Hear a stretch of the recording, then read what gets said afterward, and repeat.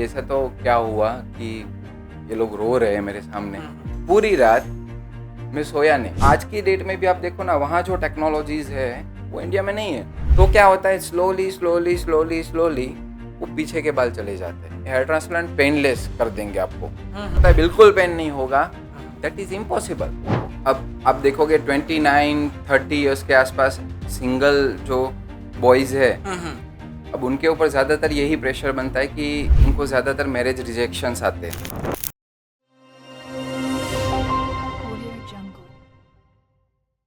Welcome sir to Titan podcast show. Thank you.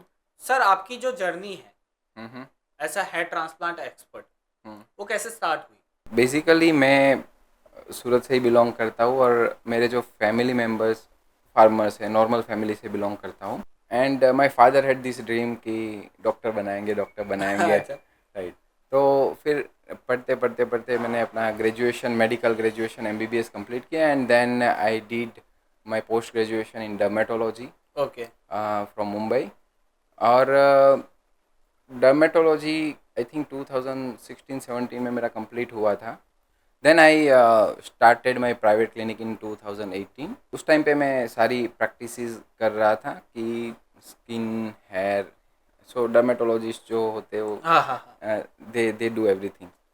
तो तो एक दिन क्या हुआ कि यूजुअली मैं पेशेंट्स देख रहा था, तो उस टाइम पे एक फैमिली आई मेरे पास। So the boy was approximately वो 25-26 ईयर्स की एज में था। ओके उनकी सिस्टर के साथ और उनके सिस्टर के हस्बैंड के साथ वो 3 लोग आए थे। ओके। तो टर्न बाय टर्न मैंने उनको कैबिन में लिया हमारे, एंड तीनों आए अंदर। एंड मैंने पूछा, हाँ जी बताइए। तो देर वॉज साइलेंस कि कोई कुछ बोल नहीं रहा था। एंड द बॉय, जो लड़का था, वो नीचे देख रहा था, कैप पहनी हुई थी। तो फिर मैंने उनकी सिस्टर को पूछा कि हाँ जी बताइए क्या हुआ। हाँ, तो वो भी साइलेंट है ऐसे, मतलब वो बोल नहीं पा रहे थे अंदर से ओके। इनसिक्योर फील कर रहे थे थोड़ा कि सा। उनको अंदर कुछ बोलना था हाँ। बट वो बोल नहीं पा रहे थे। तो फिर मैंने एक और बार पूछा ना, तो वो रोना शुरू हो गया, मतलब ओके। उनके आंसू आ गए। हाँ हाँ। तो फिर आई ऑल्सो गॉट इमोशनल कि भाई ऐसा तो क्या हुआ कि ये लोग रो रहे हैं मेरे सामने। तो फिर थोड़ा मैंने उनको थोड़ा रिलैक्स किया, पानी वानी पिलाया and थोड़ा काउंसिल किया। एंड देन वो रोते रोते थोड़ा उन्होंने बोलना शुरू किया। वो बोलते हैं कि जो सिस्टर थे वो अपने भाई के बारे में बोल रहे हैं कि सर, ये जो लड़का है ना, इसके आप बाल ला के दो, वरना वो आज सुसाइड कर लेंगे। मतलब एक खाली बाल के कारण, लुक्स के कारण वैसा। Exactly exactly. ओके। मैंने बोला अच्छा। बोलते हैं कि ये लड़का जो है ना, वो रूम में से बाहर नहीं आता है, वो किसी से बातचीत नहीं करता है, कुछ खाना नहीं खाता है, एंड वो अपने में ही रहता है एंड कीप्स क्राइंग, ओके। रोता रहता है रोता रहता है। मैंने बोला अच्छा ठीक है। फिर मैंने उसको चेक किया तो उसको almost like grade 4 grade 5 boldness थी, बहुत बड़ी थी at the okay. Age of 26, मतलब बड़ी प्रॉब्लम है उनके लिए। तो फिर मैंने बोला आप देखो, आप कल सुबह, मैं कर देता हूँ कोई बात नहीं, हम कल सुबह, क्योंकि मुझे भी सब प्रिपरेशन करनी होती है, सब रेडी करना होता है, कांट डू इमीडिएटली। एंड वो करेक्ट। सिचुएशन ऐसी थी कि अभी करके दो, अच्छा। राइट। तो फिर अगेन मैंने थोड़ा काउंसिल किया, बहुत समझाया, आई थिंक आधा पौना घंटा मैंने समझाया कि ब्लड रिपोर्ट्स करने हैं हमको, आप थोड़ा टाइम लीजिए, देखना पड़ेगा कि आप फिजिकली फिट हो कि नहीं हो, आपकी हेल्थ वगैरह ओवरऑल सब देख के हम आपका प्रोसीजर प्लान करेंगे।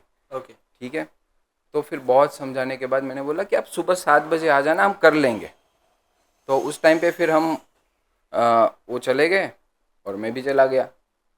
आप बिलीव नहीं करोगे, उस रात को पूरी रात मैं सोया नहीं, क्योंकि मुझे एक डर लग रहा था सुसाइड वाला, हाँ कि अगर ये बंदा सुबह नहीं आया तो हाँ कुछ और न्यूज़ आ गई तो मतलब मैं क्या करूँगा फिर, हाँ। क्योंकि मेरे हाथ से ही हुआ ना वो प्रोसेस। मैंने उस रात, पूरी रात में जगा and I only prayed to God कि बस ये बंदे को एक बार सुबह 7 बजे मेरे क्लिनिक तक पहुंचा दो, correct. And I will be grateful to you God. और मैं एक चीज़ का प्रॉमिस करता हूँ कि आज के बाद मैं अपनी पूरी लाइफ जो है उसको हेयर ट्रांसप्लांट के ऊपर डेडिकेट कर दूंगा, ओके बोल्डनेस के ऊपर, कि जो लोग इस प्रॉब्लम से जूझ रहे हैं, जिनको मैं हेल्प कर सकता हूँ, और इसके लिए मुझे जो भी करना पड़ेगा वो मैं करूँगा। Okay from that day to till this date, सुबह 7 बजे से शाम के 6 बजे तक, I only dedicate my self to this type of people, okay to help them, to serve them. उसके बाद 2020 में जब कोरोना आया था, हाँ हाँ मार्च 2020 की बात है, और ये उससे 2 महीने पहले की बात है। उस टाइम मैं इतना फाइनेंशियली नहीं कर पा रहा था अफोर्ड, फिर भी रेंट पे चल रहा था उस टाइम पे मेरा क्लिनिक, बट मैं फिर भी तरक्की गया। ओके वहाँ पर मैं डॉक्टर ताइफून ओगुजोगलू से मिला। Okay now he is one of the master piece in hair transplant. Okay तो उनसे मिला, और एक टेक्नोलॉजी है जो वो यूज़ करते थे उस टाइम पे, बहुत नई थी और आज भी यूज़ होती है, और बहुत अच्छी टेक्नोलॉजी है जिसको सफ़ायर एफयूई बोलते हैं। Okay so I went there and मैंने उनसे ट्रेनिंग ली, सीखा, समझा कि भाई क्या है एक्चुअली में, कैसे करना है, और फिर वो मैं इंडिया में लेके आया। Okay that was the first time I think कि सफ़ायर जो टेक्नोलॉजी है, इंडिया में टेक्नोलॉजीज थी, but you know there was no places कि जहाँ से आप सीख सको ये मतलब सब ज्यादा चीज़ें। एडवांस टेक्नोलॉजीज का वहाँ पे नहीं, इन्वॉल्वमेंट नहीं हाँ, था, नहीं था, नॉर्मली राइट, जो एक ट्रेडिशनल मेथड चल रहे अपने उसी को ऑपरेट करते राइट, रहे और उसी में राइट, वर्क करते रहे। राइट। तो सीखने का कोई ज़रिया नहीं था, करेक्ट। तो उसके लिए मुझे बाहर ही जाना वही ऑप्शन था, क्योंकि तुर्की is one of the world's hair transplant hub. Okay अगर आज की डेट में भी आप देखो ना, वहाँ जो टेक्नोलॉजीज़ है वो इंडिया में नहीं है, okay and that is one of my dream कि मैं वो सब लेके आऊँ और लोगों को दूँ, राइट। उसके बाद फिर मैं गया Spain. Okay again I met the legend, so उनका नाम डॉक्टर रॉबर्टो ट्रिवेलिनी है। जो टेक्नोलॉजी से हेयर ट्रांसप्लांट होते हैं, जो इंस्ट्रूमेंट्स यूज़ करते हैं, उसमें से एक डिवाइस है जिसको ट्रिवेलिनी सिस्टम बोलते हैं। ओके वो ट्रिवेलिनी सिस्टम उन्होंने बनाई है, और उसके अंदर इतने अच्छे फंक्शंस है, फीचर्स है, जिसका आप यूज़ करते हुए हेयर ट्रांसप्लांट को अच्छी तरह से एग्जीक्यूट कर सकते हो। Okay less damage, less bleeding, faster healing, good results. Okay तो उनसे फिर वो टेक्नोलॉजी, उसके उनके साथ साथ एक डॉक्टर लौरा काइसिडो करके थे मैडम थे। ओके अगेन उनसे मैंने beard hair transplant, female hair transplant, okay hair transplant corrections, eyebrow hair transplant, इस सब की बहुत डिटेल में ट्रेनिंग ली, and you know I got to learn different type of patients, कि white skins, brown skins, black skin, हर तरह के पेशेंट्स थे, thick hair, thin hair, curly hair, beard में अगर, तो हर डिफरेंट डिफरेंट टाइप का एक्सपोजर किया, गुड टेक्नोलॉजीज़ को मिक्सअप किया, and then I brought all these things. वो टेक्नोलॉजी भी हम लेके आ गए। ओके जो मैं जाता हूँ वो लेके आता हूँ, अच्छा, छोड़ के नहीं आता हूँ, क्योंकि अगर हम लेके नहीं आएंगे तो जाने का कोई मतलब नहीं है। वो तो वही है कि खाली सीख लिया पर अपने पास वो टेक्नोलॉजी नहीं है तो इम्प्लीमेंट राइट, कहाँ से करेंगे। Right, right, right. और ये जो मैंने आपको बताई बात, उस दिन से लेके मैं इतना कनेक्ट हो गया हूँ इस चीज़ के साथ, ओके स्पेसिफिकली बॉयज़ के साथ, कि जिनको बॉल्डनेस हो रही है, इवन हाँ। फीमेल पेशेंट्स, मेल वर्सेस अगर फीमेल की हम बात करें तो 90-10 चलता है, कि 100 पेशेंट्स अगर है उसमें से 90 मेल पेशेंट है तो 10 फीमेल पेशेंट्स होंगे। ओके लेकिन जो 10% फीमेल पेशेंट्स होते हैं, उनका जो मेंटल इम्पैक्ट होता है उनके ऊपर बिकॉज ऑफ बॉल्डनेस, वो बहुत ज़्यादा एग्रेसिव होता है। ओके बिकॉज बॉयज तो एक बार चला भी लेते हैं थोड़ा सा, ठीक है है, ना, चलो बाल उठ रहे हैं ठीक है, वो तो वो एक बोलते नहीं है, बोलने की बात है कि But- हाँ पीछे टल्ली निकल रही है, हम पैसा आने वाला है। राइट, और वो फीमेल्स है ना, वो बोल भी नहीं पाती है, ओके और वो पूरी लाइफ उनकी चली जाती है। मैं आपको आगे बताऊंगा। ओके एक बहुत इंटरेस्टिंग पेशेंट है हमारे, उनके बारे में। ओके। तो सर जैसे आपने बताया एफयूई का बोला, जी, ठीक है, तो एफयूई और एफयूटी हाँ, हाँ, दोनों के बीच में क्या चीज़ का डिफरेंस है? राइट। सो एफ यू ई और एफ यू टी, पहले ये समझने के लिए ना मैं आपको एक प्रोसेस समझाता हूँ कि हेयर ट्रांसप्लांट होता कैसे है, क्या होता है उसमें। तो एक होता है डोनर एरिया, एक होता है recipient area. Okay donor area मतलब आपका जो बॉडी का सिर के पीछे का हिस्सा है, उसको हम डोनर एरिया बोलते हैं, बिकॉज वहाँ के जो हेयर होते हैं ना, वो डीएचटी रेजिस्टेंट होते हैं। ओके तो वो हेयर की लाइफ बहुत अच्छी होती है, वो जाती नहीं है। आपने देखा होगा कि जो 50-60 ग्रेड 7 में होते हैं, तो या 50-60 ईयर्स के होते हैं, तो ऊपर उनका पूरा खाली होता है, पीछे बाल होते हैं। वो नहीं जाते, आपके बियर्ड के नहीं जाएंगे, हाँ। बॉडी के नहीं जाएंगे, वो रहेंगे ही। तो वो सब डोनर एरिया बन जाता है। ओके।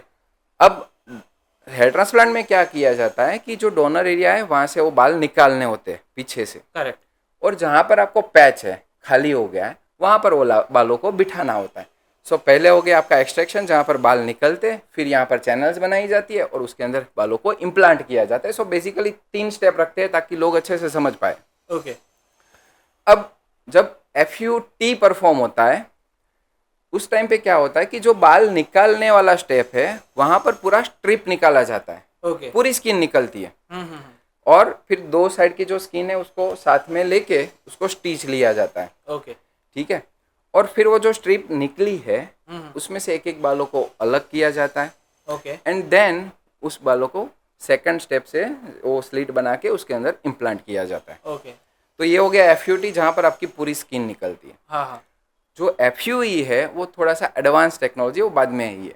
ओके। और ये टेक्नोलॉजी में क्या होता है कि एक पंच होता है, वो एक एक बाल को निकालता है, ओके। तो पूरी स्किन को नहीं निकालना पड़ता है। तो एक एक बाल निकलेगा, एक एक बाल अंदर जाएगा। ओके। तो उससे क्या होता है कि हीलिंग जो होती है आपकी FUE में फास्टर हो जाती है, स्कारिंग कम होता है, और उसके सामने जो FUT है वहाँ पर स्कार थोड़ा सा लीनियर बनता है, और उसको ट्राइकोफाइटिक क्लोजर बोलते हैं, उससे वो क्लोज किया जाता है। अगर आप एक्सपर्ट है जो FUT के, तो उनसे करवाते हो तो वो स्कार काफ़ी अच्छा हो जाता है। हम कई पेशेंट में ऐसा होता है कि बहुत बुरे स्कार्स होते हैं जो Okay. अच्छा नहीं दिखता है कॉस्मेटिकली। जो बंदा कॉस्मेटिक पर्पज से हेयर ट्रांसप्लांट करवा रहा है और फिर यहाँ पर वो बिगड़ जाएगा पीछे की साइड, तो अगेन वो प्रॉब्लम है। तो FUT इज अ स्किल, वो आपको एक्सपर्ट के पास ही करवाना है अगर आप करवाना चाहते हो। तो आई थिंक राइट नाउ अगर हम देखें तो FUE ज़्यादा पॉपुलर है, बिकॉज रिकवरी फास्ट होती है, आप 3rd डे से काम पे जा सकते हो, ज़्यादा दिक्कत नहीं होती है, जल्दी से आप रिकवर होके हील होके फास्टर आप काम पे लग सकते हो। ओके। तो सर अभी जैसे अपने प्रीवियसली आपने जब अपने FUE का बताया था उस टाइम आपने एक लाइव एक्सपीरियंस भी बताया था आपका कि एक 25-26 ईयर्स का ही लड़का था, राइट। उसका बॉल्डनेस बहुत ज़्यादा बढ़ गई। जी तो अगर ऐसे में बात करने जाए तो ऐसे कौन सी पर्टिकुलर एज है जी। जहाँ पे हेयर ट्रांसप्लांट की नीड होती है या करवाना पड़ता है? राइट। अगर डिवाइड करने जाए तो कोई भी एज क्राइटेरिया के अंदर हेयर ट्रांसप्लांट करवा सकते हैं या कोई पर्टिकुलर एज क्राइटेरिया है उसी टाइम में हेयर ट्रांसप्लांट होता है? राइट। सो अगर हम मेडिकली देखें साइंटिफिक लैंग्वेज में, तो आई थिंक 22 ईयर्स के बाद आप कोई भी एज तक हेयर ट्रांसप्लांट करवा सकते हो Okay. इसके बीच में, राइट। क्योंकि जो दूसरा क्राइटेरिया है एज के साथ ही अगर आप देखो तो वो है कि आप फिजिकली फिट भी होने चाहिए। ओके। इट्स नॉट कि भाई आप 30 साल के तो करवा सकते हो, अगर आपको डायबिटीज़ है, बहुत ज़्यादा डायबिटीज़ है, हाइपरटेंशन है, अनकंट्रोल्ड कोई भी कोमॉर्बिडिटीज़ है आपकी, तो वो सब हमको देखना है कि भाई एग्जैक्टली सिचुएशन जो पेशेंट की है, जो एलिजिबल कैंडिडेट है कि नहीं है। अगर मैं आपको बात करूँ एक पेशेंट्स की, तो she was very gentle lady and 68 years old. Okay.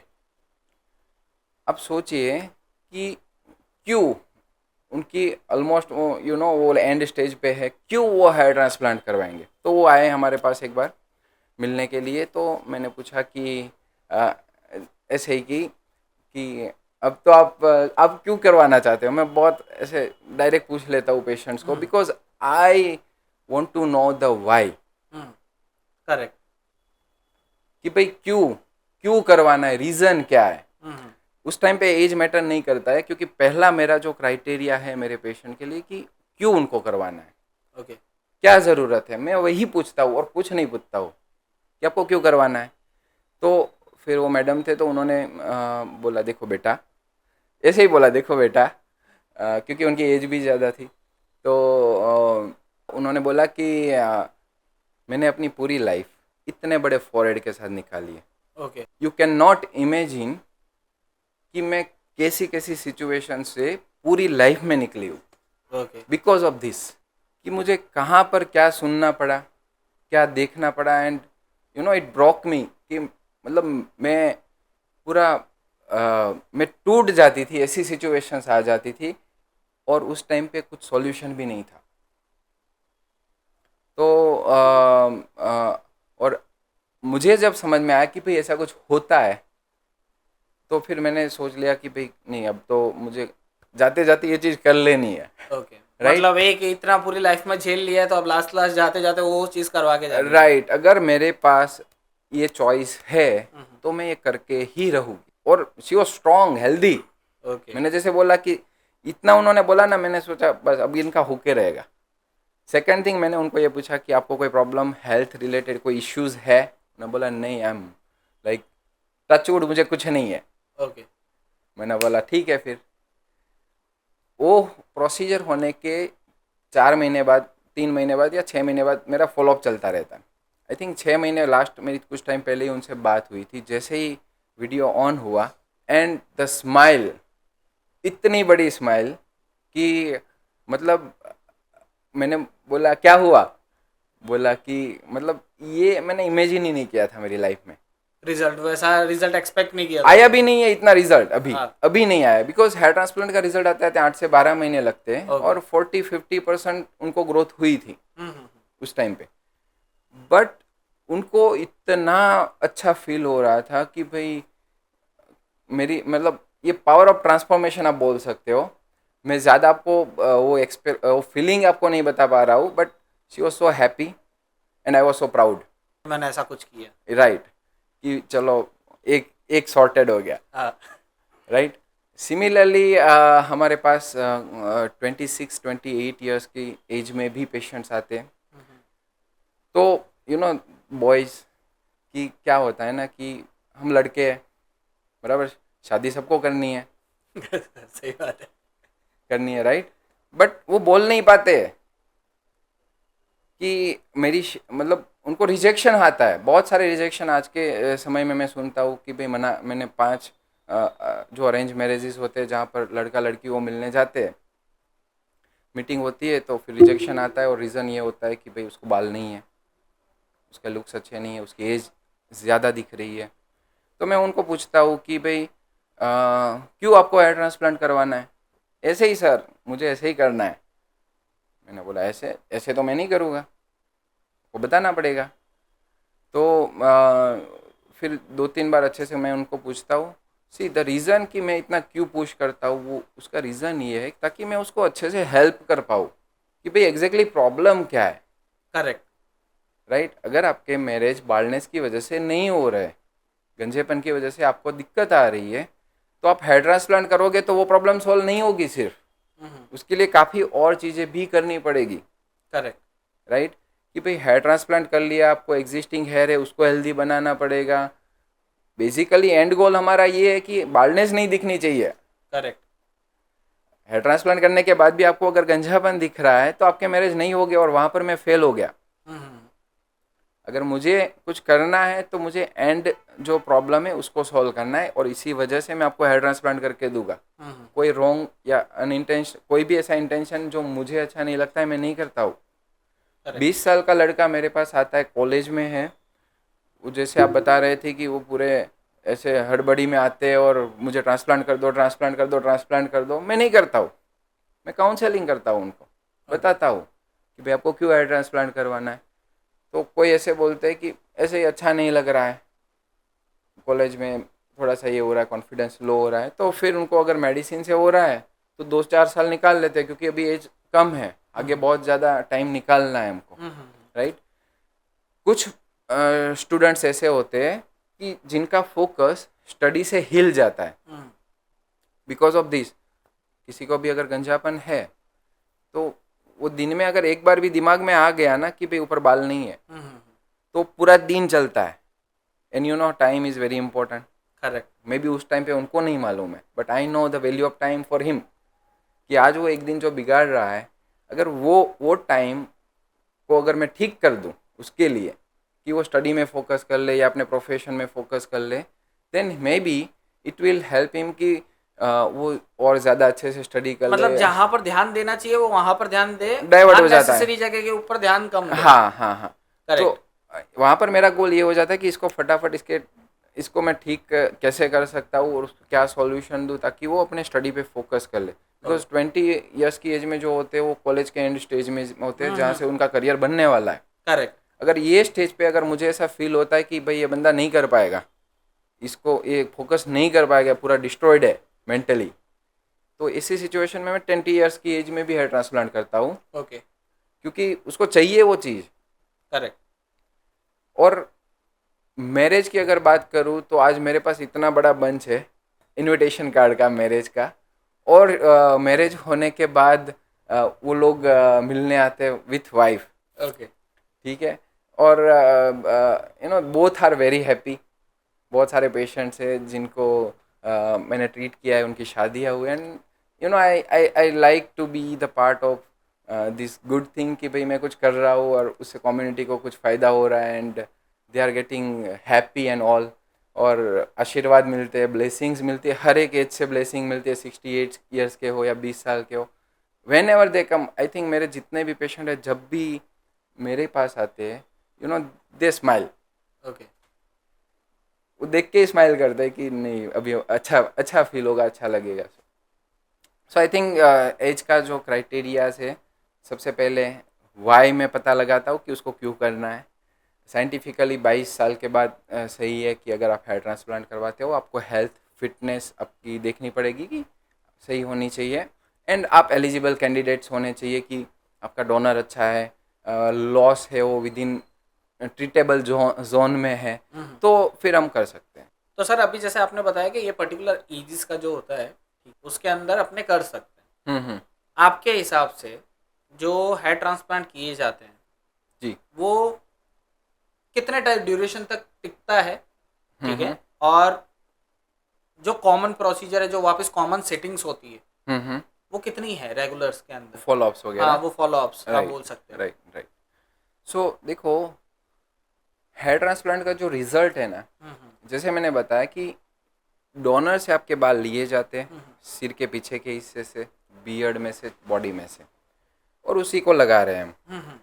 अब जितने लाइफ आपके डोनर हेयर की है, उतनी ही लाइफ आपके ट्रांसप्लांटेड हेयर की है, ओके, ठीक है। तो हम ऐसा नहीं बोल सकते, मार्केट में लोग गारंटीज देते हैं कि 25 साल की गारंटी, 30 साल की गारंटी, 50 साल की guarantee, but I don't believe in those things, क्योंकि साइंस के सामने गारंटी क्या है? कुछ नहीं है। सही है। साइंस साइंस है। अगर उनके बाल डोनर एरिया में से जो है वो कमज़ोर है, पहले से ही कमज़ोर है, थिनिंग हो रहा है, डोनर एरिया में रिवर्स ग्रेड एलोपेशिया हो रहा है, तो उसको गारंटी कोई काम में नहीं आने वाली, ओके, राइट। सो जो लाइफ आपके बालों की है बहुत सिंपल है, उसको कॉम्प्लिकेटेड करना ही नहीं है। अगर आप हेयर ट्रांसप्लांट प्लान कर रहे हो कि आपके पीछे के बाल देख लो, आपके बियर्ड के बाल देख लो, जब तक वो रहेंगे तब तक आपके ट्रांसप्लांट के बाल रहेंगे। अब यहाँ पर प्रॉब्लम क्या आती है कि जो लोग ट्रांसप्लांट करवाते हैं उनको जो रिजल्ट चाहिए लॉन्ग टर्म, उसके लिए एक और बहुत इंपॉर्टेंट फैक्टर है, और वो होते हैं आपके प्री एग्जिस्टिंग हेयर। अब जो ग्रेड 2 बॉल्डनेस है आपकी, तो वो आगे के 2-3 सेंटीमीटर एरिया में होती है। उसके पीछे के जो हेयर है उसमें आपने हेयर ट्रांसप्लांट नहीं किया है, और वो पैटर्न बॉल्डनेस की वजह से वो लॉस होता रहेगा डीएचटी हार्मोन की वजह से। ओके, अब क्या होता है, लोग हेयर ट्रांसप्लांट करवा लिए, उनको पूरा अच्छे से गाइडेंस नहीं मिला, वो एजुकेटेड नहीं है, उनको मालूम नहीं है कि भाई ट्रांसप्लांट के बाद मुझे ये बालों का भी ध्यान रखना है। सही। तो क्या होता है, स्लोली स्लोली स्लोली स्लोली वो पीछे के बाल चले जाते हैं, फिर आगे इतना रहता है, पीछे का फिर बड़ा आगे के वो बाल रहते हैं, इवन कभी कभी वो भी थिन हो जाते हैं जिनकी बॉडी ऐसी है, जिनके हेयर ऐसे है। अगर आप बिल्कुल केयर नहीं कर रहे हो, आपका लाइफस्टाइल बहुत ख़राब है, कुछ नहीं है, मतलब फिर भी आप ऐसा एक्सपेक्ट करोगे तो वो नहीं होने वाला है, राइट। तो फिर वो चले जाते हैं, ओके, तो उसकी वजह से फिर वहाँ पर वापस बाल्डनेस हो जाती है पीछे के एरिया में, और फिर आपको वापस रिवर्स रिपीट हेयर ट्रांसप्लांट करवाना पड़ता है, और एक दिन ऐसा आता है कि आपके डोनर एरियाज ख़त्म हो जाते हैं। ओके, और जब आपका डोनर एरिया ख़त्म हो जाता है, उसके बाद आप हेयर ट्रांसप्लांट नहीं करवा सकते हो। ओके, तो बहुत प्लानिंग के साथ आपको ट्रांसप्लांट करना है। और जब आपके जो सर्जन डॉक्टर हैं, यहाँ पर बहुत इंपॉर्टेंट रोल प्ले करते हैं कि जब आपका डोनर एरिया सिलेक्शन होता है, जो बाल निकालने होते हैं, अब सर्जन की जो आई होती है ना, वो ईगल आई होती है। ओके, उनको मालूम है एक जोन होता है क्योंकि ये एक सीधा जोन, मतलब अब पूरा एरिया है, उसमें से आइडेंटिफाई करना है कि सेफ डोनर कौन सा है। ओके, अगर आप सेफ डोनर के बाहर से लाके बाल को निकाल के लगा रहे हो तो वो गया, वो जाने ही वाला है, ठीक है। लेकिन अगर आप सेफ जोन में जो बाल है उसके अंदर से बाल निकाल के फिर आप उसको इम्प्लांट करते हो तो फिर उसकी लाइफ लॉन्ग टर्म हो जाती है। ओके इवन आप अगर कुछ भी केयर नहीं कर रहे हो, मेडिसिन नहीं ले रहे हो, तो भी वो बाल रहते हैं, बट फिर आपको 20-25% माइनस करके चलना है okay over the period of time. But फिर भी वो पहले जैसे आप कभी नहीं होंगे, जैसे पहले आपको बॉल्डनेस थी वैसी कभी नहीं होगी। ओके ठीक है। तो ये बहुत ही इंपॉर्टेंट है कि आप सर्जन डॉक्टर जो सिलेक्ट कर रहे हो, जो क्लिनिक सिलेक्ट कर रहे हो, बहुत केयरफुली करें। ओके। तो सर जैसे अपनी बात हो रही है हेयर ट्रांसप्लांट और की, ठीक है, आपने बताया कि जितनी डोनर एरिया का लाइफ है जी उतना ही लाइफ आपके जो राइट रिसीवर एरिया है उसका रहेगा। रहेगा। पर आजकल सर ये मार्केट के अंदर बहुत ज़्यादा चल रहा है कि आपको हेयर ट्रांसप्लांट करवाने की नीड नहीं है, मेडिसिन से आपका काम हो जाएगा। राइट। तो वो कितने हद तक सही है कि मेडिसिन से हो जाएगा? काइंड ऑफ जैसे मैंने कुछ कॉमन टर्म्स सुने हैं, जैसे हेयर पीआरपी ट्रीटमेंट हो गया, राइट। ठीक है, उन सबको यूज करके हेयर आप वापस ला ग्रो कर सकते हो, ठीक राइट। है। एंड सेकेंडरी वो तो हो गया कि हेयर ग्रो कर सकते हो, पर अगर मेडिसिन से हेयर ग्रो हो सकता है जी तो अगर फ्यूचर की बात करने जाए तो हेयर ट्रांसप्लांट का फ्यूचर क्या है? राइट। सो अगर हम यहाँ पर बात कर रहे हैं कि क्या मेडिसिन से हेयर आ सकते हैं, हम्म, क्या हेयर ट्रांसप्लांट की वहाँ पर ज़रूरत है कि नहीं, बहुत सिंपल है। मैं बहुत सिंपल ही बताऊंगा आपको। हाँ हाँ आपको अपनी उंगली लेनी है हाँ और उंगली को घुमाना है। ओके अगर आपको ऐसा फील होता है तो स्मूथ होगी, हाँ एकदम शाइनी और स्मूथ है सरफेस, हाँ हाँ कुछ नहीं फील हो रहा है, हाँ इसका मतलब ये दुनिया की कोई भी दवाई काम नहीं करेगी। ओके कोई भी ऑयल ले लो आप, कोई भी दवाई ले लो, कुछ भी करवा लो, पीआरपी करवा लो, कुछ भी वर्क नहीं करेगा, बिकॉज रूट नहीं है। ओके अगर हम खेती की बात करें, सीड डालना भूल गए, पानी डालो, ये डालो, खाद डालो, कुछ भी करो, कुछ आएगा बाहर? बात वही कर लो कि अगर धरती बंजर है तो उस पर क्या तो उगेगा। नहीं उगने वाला, राइट। तो वहाँ पर बहुत खर्चा हो जाता है पेशेंट्स का। ओके मैंने देखा है कि 2-3 साल लोग दवाई लेते हैं, 5 साल दवाई लेते हैं, फिर हमारे पास आते हैं, मैं बोलते हैं हमें कि सर 5 साल मैंने दवाइयाँ खाई, कुछ नहीं हुआ। ओके कुछ बोलते हैं सर मैंने दवाइयाँ खाई, रिजल्ट आया, चला गया, राइट।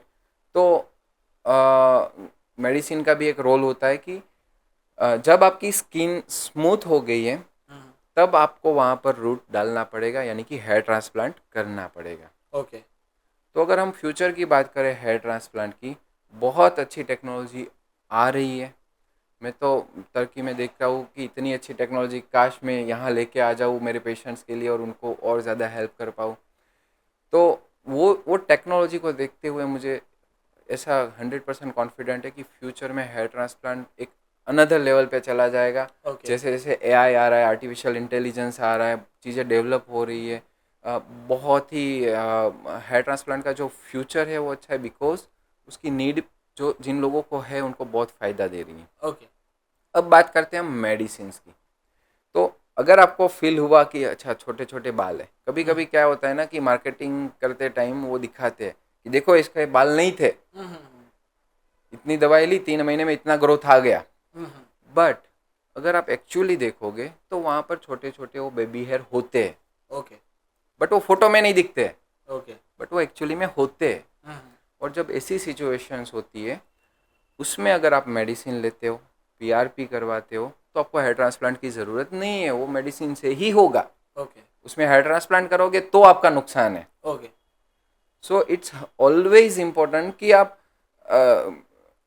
डॉक्टर से मिले, क्वालिफाइड डॉक्टर से मिले, जिनको ये पता है कि भाई मेरे लिए क्या ट्रीटमेंट सही है। और भारत देश में बहुत अच्छे डॉक्टर्स हैं, बस आपको देखना आना मतलब वो बोलते हैं चाहिए। वो वाली बात हो गई कि घर घर में डॉक्टर है, एक काम करो डॉक्टर मेरे बाल उड़ रहे हैं, आप कर दो। भले ही हाँ वो हाँ नहीं उड़ रहे हो, भले ही राइट। हाथ पे बेबी हेयर्स हो, लेकिन हम्म। वो खुद से डॉक्टर बन जाते, बोलते नहीं हमारे बाल उड़ रहे हैं, आप हेयर ट्रांसप्लांट कर दो। होता है, वो फ्रेंड्स काफ़ी टाइम रिकमेंड करते हैं कि ये तेल लगा लेना, हाँ ये ऑयल लगा ले, ये सीरम लगा ले, ये टेबलेट खा ले, कुछ भी हम खाते हैं हमारे शरीर के अंदर, कुछ भी डालते हैं, कुछ भी लगाते हैं। तो I think that is not worth. आपको आपकी बॉडी की रिस्पेक्ट करनी चाहिए कि भाई मैं क्या खा रहा हूँ, क्या लगा रहा हूँ, क्यों लगा रहा हूँ, किसी को करेक्ट पूछ के लगाऊँ।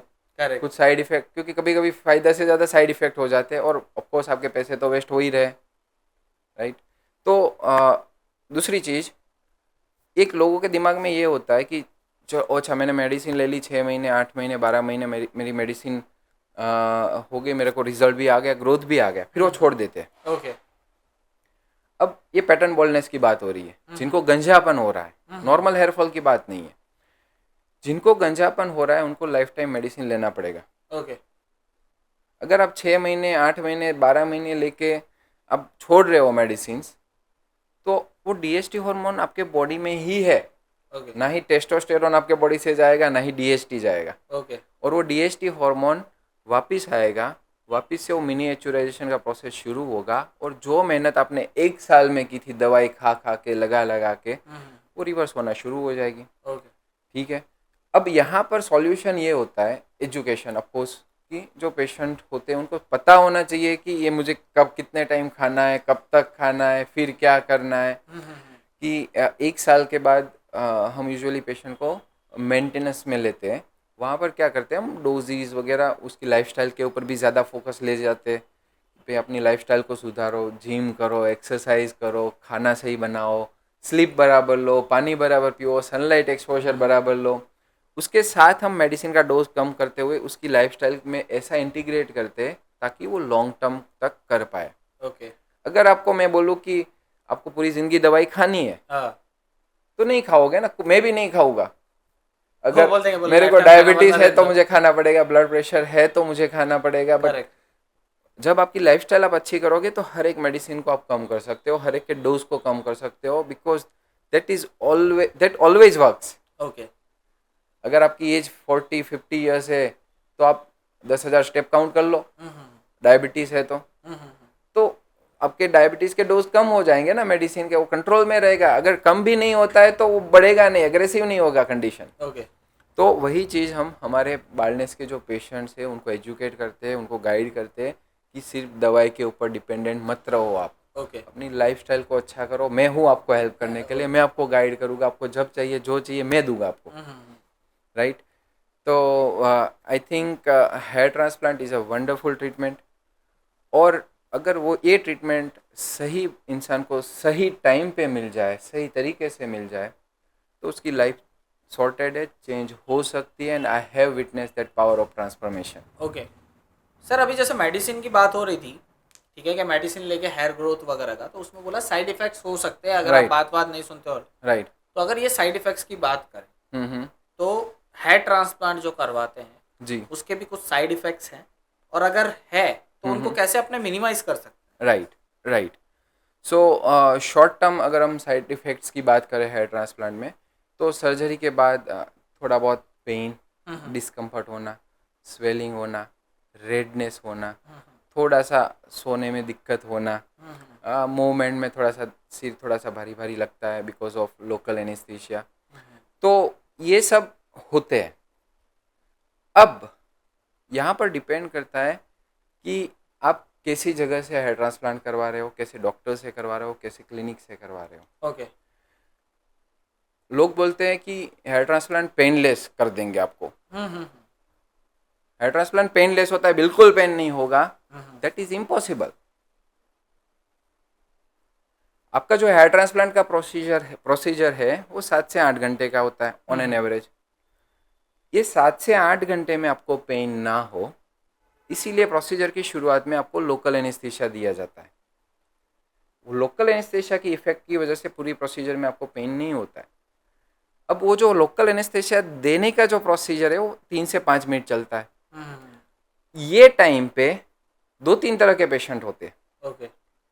एक पेशेंट कैसा होता है कि उनको जब हम ये लोकल एनेस्थीसिया देते हैं तो कुछ नहीं बोलते, ओके, आराम से सोते हैं। मे बी उनको पेन हो रहा है बट वो टॉलरेट कर रहे हैं उसको, और मे बी उनको नहीं हो रहा है, गॉड गिफ्टेड है। एक पेशेंट ऐसा होता है कि उनको टच होते ही वो जंप करता है कि सर बहुत पेन हो रहा है, बहुत पेन हो रहा है, बहुत पेन हो रहा है। और एक पेशेंट ऐसा होता है वो निडल देख के ही वो एंजियस हो जाता है। ओके। कि भाई नहीं होगा, नहीं होगा, कुछ हो जाएगा मेरे को, राइट। अब ये 3 में से जब बात आती है पेनलेस की, तो वो पेशेंट को पकड़ा जाता है कि जिसको कुछ हुआ नहीं था, कुछ फील नहीं हुआ था, और वो दिखाया जाता है। बट वो सही नहीं है, क्योंकि जो फैक्ट है वो फैक्ट है। काइंड ऑफ मार्केटिंग के लिए यूज कर रहा है वो, होता है painless, but I don't think that is the right thing. वो फेयर नहीं है पेशेंट्स के साथ कि आप उनको ऐसे, कोई भी ऐसा बोले।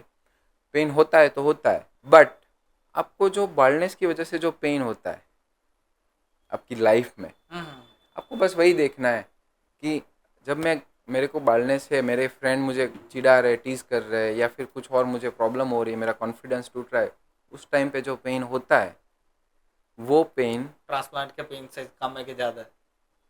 Right, sorted. अब वो पेन को कम करने के लिए भी टेक्नोलॉजीज होती है, जो लोकल एनेस्थीसिया दिया जाता है। जैसे आप चिलिंग आइस क्यूब्स यूज़ करते हैं, कोई वाइब्रेशन यूज़ करता है, एक इंजेक्टर जेट मशीन आता है, तो उससे थोड़ा सा कन्वीनियंट हो जाता है। बट वो तो आपको मुट्ठी पकड़ के वो करना ही पड़ेगा, उसमें से गुजरना ही पड़ेगा, because it's about changing your life, your looks. तो इतना तो आपको सहन करके चलना है। रही बात स्वेलिंग की, सूजन आती है।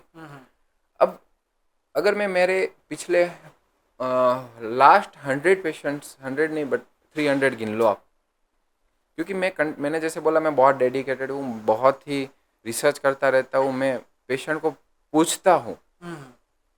मेरी टीम पूछती है कि सर कैसी रही, आपको रात को नींद बराबर आ रही थी, स्वेलिंग कैसा है, ये रिसर्च करते करते लास्ट 300 पेशेंट में हमने देखा है कि लेस देन 1% स्वेलिंग है।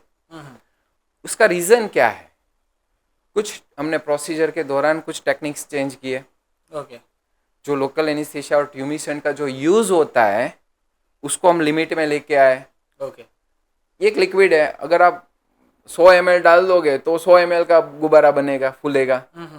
अगर वही प्रोसीजर आप 50 ml में कर रहे हो तो वो स्वेलिंग ऑटोमेटिक कम हो जाएगी।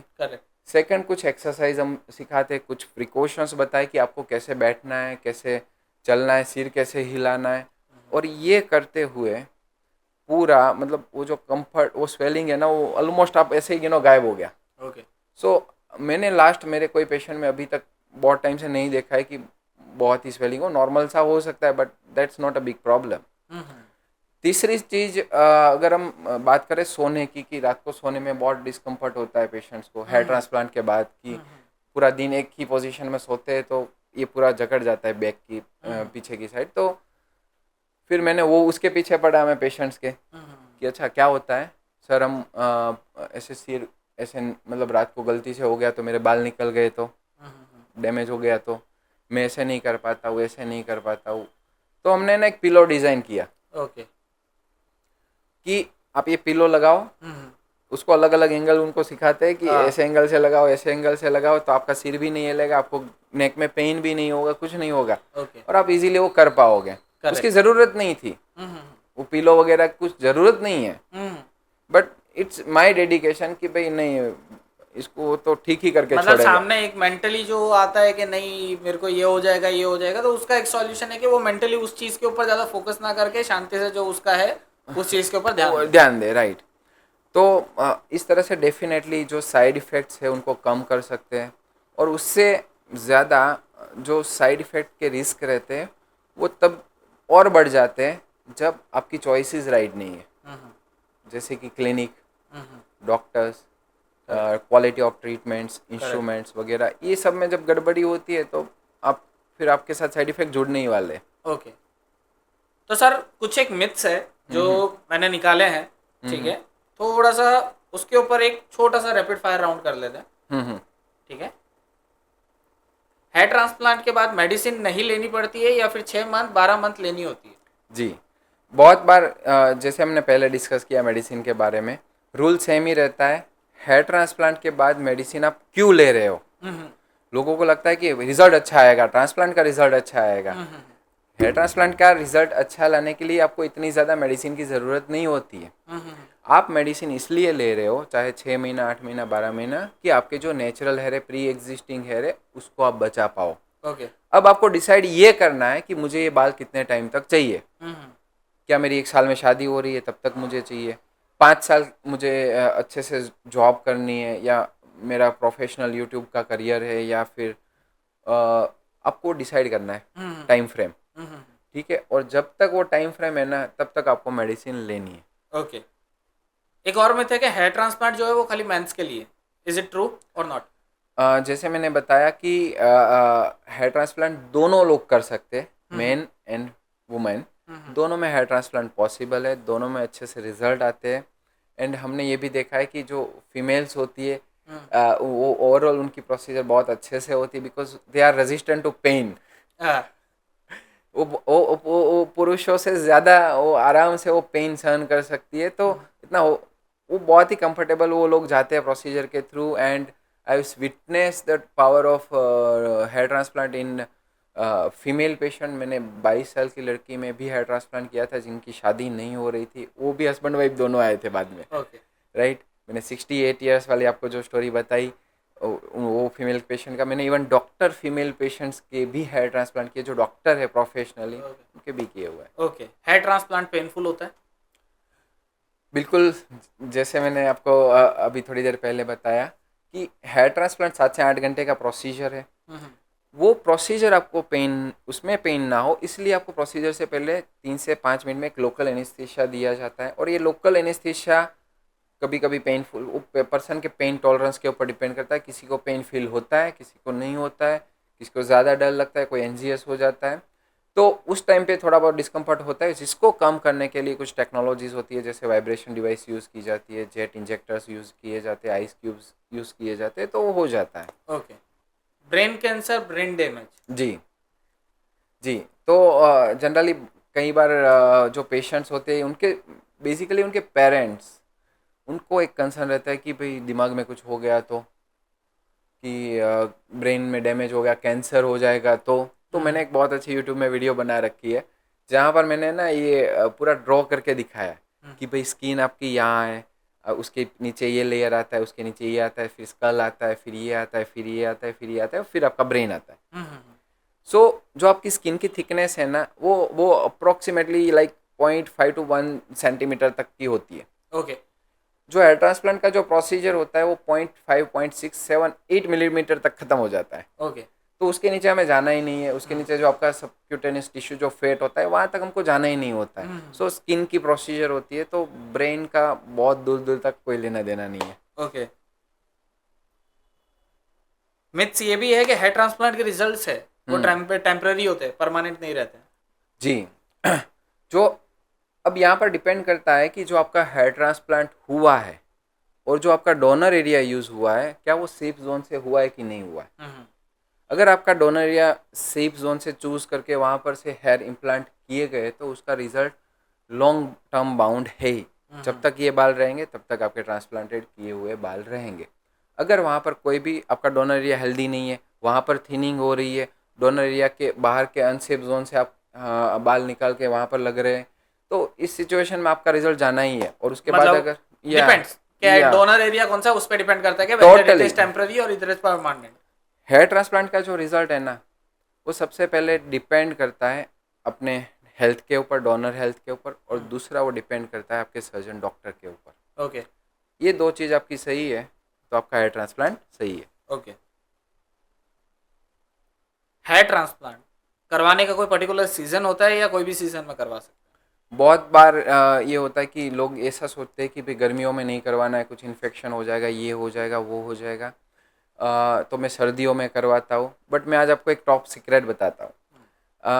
पहले मैं ये बताता हूँ कि देखो जो पहले एफयूटी जो थी ना सिस्टम, जो ट्रीटमेंट, वहाँ पर क्या ना वो स्किन निकलती थी, स्टिचेस आते थे, तो उसकी वजह से वो समर में लोग अवॉइड करते थे कि नहीं करवाना है क्योंकि वो हीलिंग नहीं होता है, फास्ट हीलिंग स्लो हो जाता है समर में, राइट। तो लेकिन अभी जो एफयूई ट्रीटमेंट है वो तो फास्ट हील होती है, चाहे समर हो, मानसून हो, विंटर हो, कोई भी सीजन हो, वो फटाफट हील होता है। करेक्ट। अब अगर आप समर सीजन में ट्रांसप्लांट करवाने का सोच रहे हो तो क्या होता है ना कि ये सबकी मेंटालिटी है, पूरे भारत में जितने लोग हैं उसकी यही मेंटालिटी है। उसकी वजह से सारे जो क्लिनिक्स है हेयर ट्रांसप्लांट जो करते हैं वहाँ पर फ्लो कम हो जाता है। ओके। और उस टाइम पे डिस्काउंट ऑफर आते हैं। हाँ।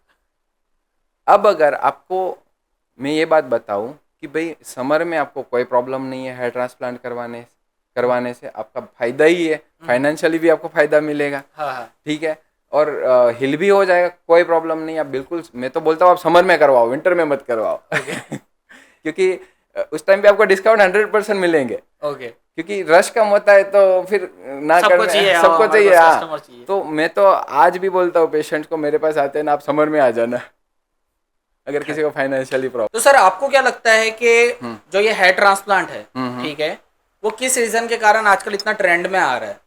थ्रू सोसाइटल प्रेशर है उसके कारण आ रहा है, या फिर सच में नीड है इसलिए लोग इसको ज्यादा प्रीफर कर रहे हैं? अभी पर्सनल चॉइस है या फिर सोसाइटल प्रेशर है? राइट। तो देखो, हेयर ट्रांसप्लांट जो होता है, दोनों आप इंक्लूड कर सकते हो कि सोशल प्रेशर की वजह से भी लोग करवाते हैं और पर्सनल चॉइस भी होती है। वो डिपेंड करता है एज ग्रुप के ऊपर। अब आप देखोगे 29-30 ईयर्स के आसपास सिंगल जो बॉयज़ है, अब उनके ऊपर ज़्यादातर यही प्रेशर बनता है कि उनको ज़्यादातर मैरिज रिजेक्शंस आते हैं। करेक्ट। तो उसकी वजह से फिर आजू बाजू में से एक प्रेशर बन जाता है कि भाई तेरी एज ज़्यादा दिख रही है बाढ़ने से। तो फिर कहीं ना कहीं उस वजह से उनको जो ये ट्रीटमेंट है, कभी वो मोस्ट ऑफ द टाइम इस सिचुएशन में वो प्रेशर से ही हेयर ट्रांसप्लांट करवाते हैं। उसमें से कुछ परसेंटेज लोग ऐसे होते हैं जिनको लुक्स, कॉन्फिडेंस भी ब्रेक हुआ होता है, तो फिर वो मिक्सअप हो जाता है थोड़ा सा। जबकि जो 40 साल के उम्र, 35-40 ईयर्स के बाद के जो लोग होते हैं, वो ज़्यादा मैच्योर होते हैं, तो फिर उनको वो फैमिली में भी सेटल होते हैं, शादी होती है। पर सर आपके हिसाब से इतना लुक्स वगैरह के ऊपर से इतना कॉन्शियस होना वो सही चीज़ है?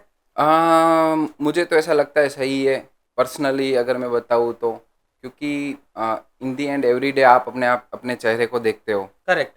एवरी डे मॉर्निंग में। हाँ। और अगर उस टाइम पे अगर आपको ऐसी फीलिंग आ रही है कि नहीं ये सही नहीं है, तो फिर वो पूरा दिन आपको परेशान करेगी। चाहे आप ऑफिस में जा रहे हो, चाहे आप शॉपिंग करने के लिए कपड़े खरीदने जा रहे हो, चाहे आप बाइक चला रहे हो, तो हर एक जगह पे वो आपको हीट करता है, आपका कॉन्फिडेंस ब्रेक करता है। तो जो 40+ वाले जो लोग होते हैं, करेक्ट, तो वो फैमिली में सेटल होते हैं, उनके सब रेडी होता है, तो मोस्ट ऑफ द टाइम उनके लिए ये थोड़ी सी पर्सनल चॉइस बन जाती है कि अब मुझे मेरे लुक पे काम करना है, मेरी हेल्थ पे काम करना है, कॉन्फिडेंट पर्सनालिटी, ये सब चीज़ें उनके में आ जाती है। पर कई बार कैसा होता है सर कि नॉर्मली कोई पर्सन को अगर होता है ना, तो वो किसी को देखता है, ठीक है, कि ठीक है भाई मेरे को उसके जैसा दिखना है, तो उसके कारण भी वो लोग हेयर ट्रांसप्लांट करवाते हैं। काइंड ऑफ पकड़ लो आपके जिसके बाल है ऑलरेडी, राइट, अच्छे से सब कुछ हो रहा है, राइट, और फिर भी वो बोलते हैं कि नहीं हमको हेयर ट्रांसप्लांट करवाना है, हमको जैसे वो कोई पर्टिकुलर इन्फ्लुएंसर है, उसके कितने घने बाल है, उसके कितने ज्यादा बाल है, उसकी हेयर स्टाइल कैसे सेट हो रही है, हमको करवाना है। तो उस रीजन के कारण भी कई लोग आते हैं कि हमको हेयर ट्रांसप्लांट करवाना है। तो वो कई हद तक सही है, या फिर किस हिसाब से उसको अपने कैसे जस्टिफाई कर सकते हैं कि वो सही है कि नहीं है? देखो, दूसरों को देख के अगर आप कुछ प्लान कर रहे हो कि मुझे उसके जैसा बनना है, तो वो ज़्यादातर मैं सही नहीं मानता हूँ। बिकॉज भगवान ने हर एक को एक यूनिक बॉडी दिया है, यूनिक स्ट्रक्चर दिया है, यूनिक फेस दिया है, तो वो आपका अपना यूनिक है। आपको क्यों किसी और के जैसा बनना है? Correct, right. और आप बन भी नहीं पाओगे कुछ भी करोगे, वो तो सही है, राइट। आपके जो हेयर रूट्स है वो नेचुरल है, वो जैसे है वैसे ही वो ग्रो करेंगे। आप चाहे कोई भी ट्रीटमेंट करवा लो, अगर उसकी थिकनेस जो फिक्स है, उसकी जो लेंथ है वो जो फिक्स है, वो उतनी ही रहने वाली है। आप उसके जैसा कभी बन ही नहीं सकते। आप अपने आप को इम्प्रोवाइज कर सकते हो, अपना लुक इम्प्रोवाइज कर सकते हो। अब जैसे सर ये जिस हिसाब से बोला कि हेयर ट्रांसप्लांट होता है, ठीक है, अब कई लोगों का ये मानना है कि हेयर ट्रांसप्लांट काफी कॉस्टली है, कि भाई रहने दो, हेयर ट्रांसप्लांट करवाने जाएंगे बहुत ज्यादा पैसे लगेंगे, ठीक है। तो आपके हिसाब से वो जो कॉस्ट है, जो बोलते हैं, जो लोग बोलते हैं कि ओवर प्राइस्ड है, वो कॉस्ट को अगर जस्टिफाई करना हो तो वो क्यों, कैसे जस्टिफाई कर सकते हो आप? और अगर किसी को हेयर ट्रांसप्लांट नहीं करवाना है तो और कोई अदर अल्टरनेटिव्स भी है जिसको वो अपना के पूरा वो हेयर ट्रांसप्लांट का ना करवा के, ऑप्शन को अवॉइड करके वो हेयर ग्रोथ और अपना जो हेयर हेल्थ है, राइट, उसके ऊपर ध्यान दे सके, राइट। देखो, अगर हम और प्राइस की बात करें तो इंडिया के अंदर हेयर ट्रांसप्लांट जो होता है वो मेरे नॉलेज के हिसाब से 20,000 से लेके 15 से 20 लाख तक की प्रोसीजर है। करेक्ट। अब अगर हम यूएस के साथ कंपैरिजन करें तो यूएस में आप देखोगे ना, तो on an average hair transplant की जो कॉस्ट है वो 15,000 से लेके 20,000 यूएस डॉलर में होती है। करेक्ट। राइट, यूरोपियन कंट्रीज में देखोगे तो वहाँ तक जाती है।